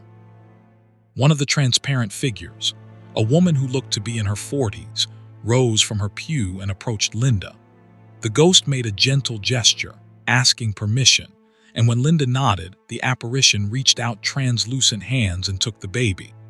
Emma immediately stopped crying, settling into the ghost's arms as if being held by a living person. The figure rocked the baby gently, humming a lullaby that was barely audible but seemed to fill the sanctuary with peace. Linda watched with tears streaming down her face as her daughter was comforted by someone who'd been dead for over 100 years. Just before dawn, as gray light filtered through the sanctuary windows, the apparitions began to fade. The last to disappear was the woman holding Emma. She handed the sleeping baby back to Linda, smiled, and simply ceased to be visible, though Michael sensed she was still present, just no longer able to bridge the gap between her reality and theirs in the light of day. The temperature held until county snow plows cleared the main road around noon. Power was restored that evening. Michael and his 6 survivors told their story to the rest of the congregation, who accepted it with a mixture of awe and recognition. This wasn't the first time the 13 had manifested to help the living. There were other stories, passed down through generations, of times when the church's permanent congregation had provided comfort or assistance to the temporary one. Michael Dennison served Simmons Ridge Community Church for 8 more years before retiring in 2021. He never heard the basement singing again. Apparently, once he'd experienced the full manifestation, the subtle hints were no longer necessary. But he always felt the presence of the 13, especially during Sunday worship, especially when the congregation sang hymns. And he came to understand his ministry at Simmons Ridge differently than he'd understood any previous assignment. He wasn't just serving the living members of the congregation. He was also serving those who'd loved the church so much that even death hadn't separated them from it, who continued their worship from whatever state of existence they now inhabited, who reached out occasionally to help the living when help was desperately needed. It was a strange ministry, requiring him to pastor both the living and the dead, but Michael found it deeply meaningful. When he retired and moved away, Michael told his successor about the 13. The new pastor, a young woman fresh from seminary, listened with polite skepticism that Michael recognized from his own first response to Betty Harmon's story. He didn't push. She'd learned, just as he had learned, that Simmons Ridge Community Church was a place where the boundary between life and death was thinner than most people believed, where prayer had power that couldn't be explained by psychology or sociology, where the faithful who'd passed on continued their vigil, alongside the faithful who still drew breath. Sometimes Michael visits Simmons Ridge when he's passing through West Virginia, sitting in the sanctuary during Wednesday evening hours, listening to the singing that rises from the basement. The hymn is still unfamiliar. He's never found it in any hymnal, and he suspects it's a song the 13 learned in whatever place they now inhabit, brought back and shared during their moments of manifestation. And he gives thanks for his time in that small white church on a ridge in Hampshire County, where he learned that faith isn't just a human phenomenon, that worship continues beyond death, and that sometimes the answer to prayer comes from sources more mysterious and wonderful than we can possibly imagine.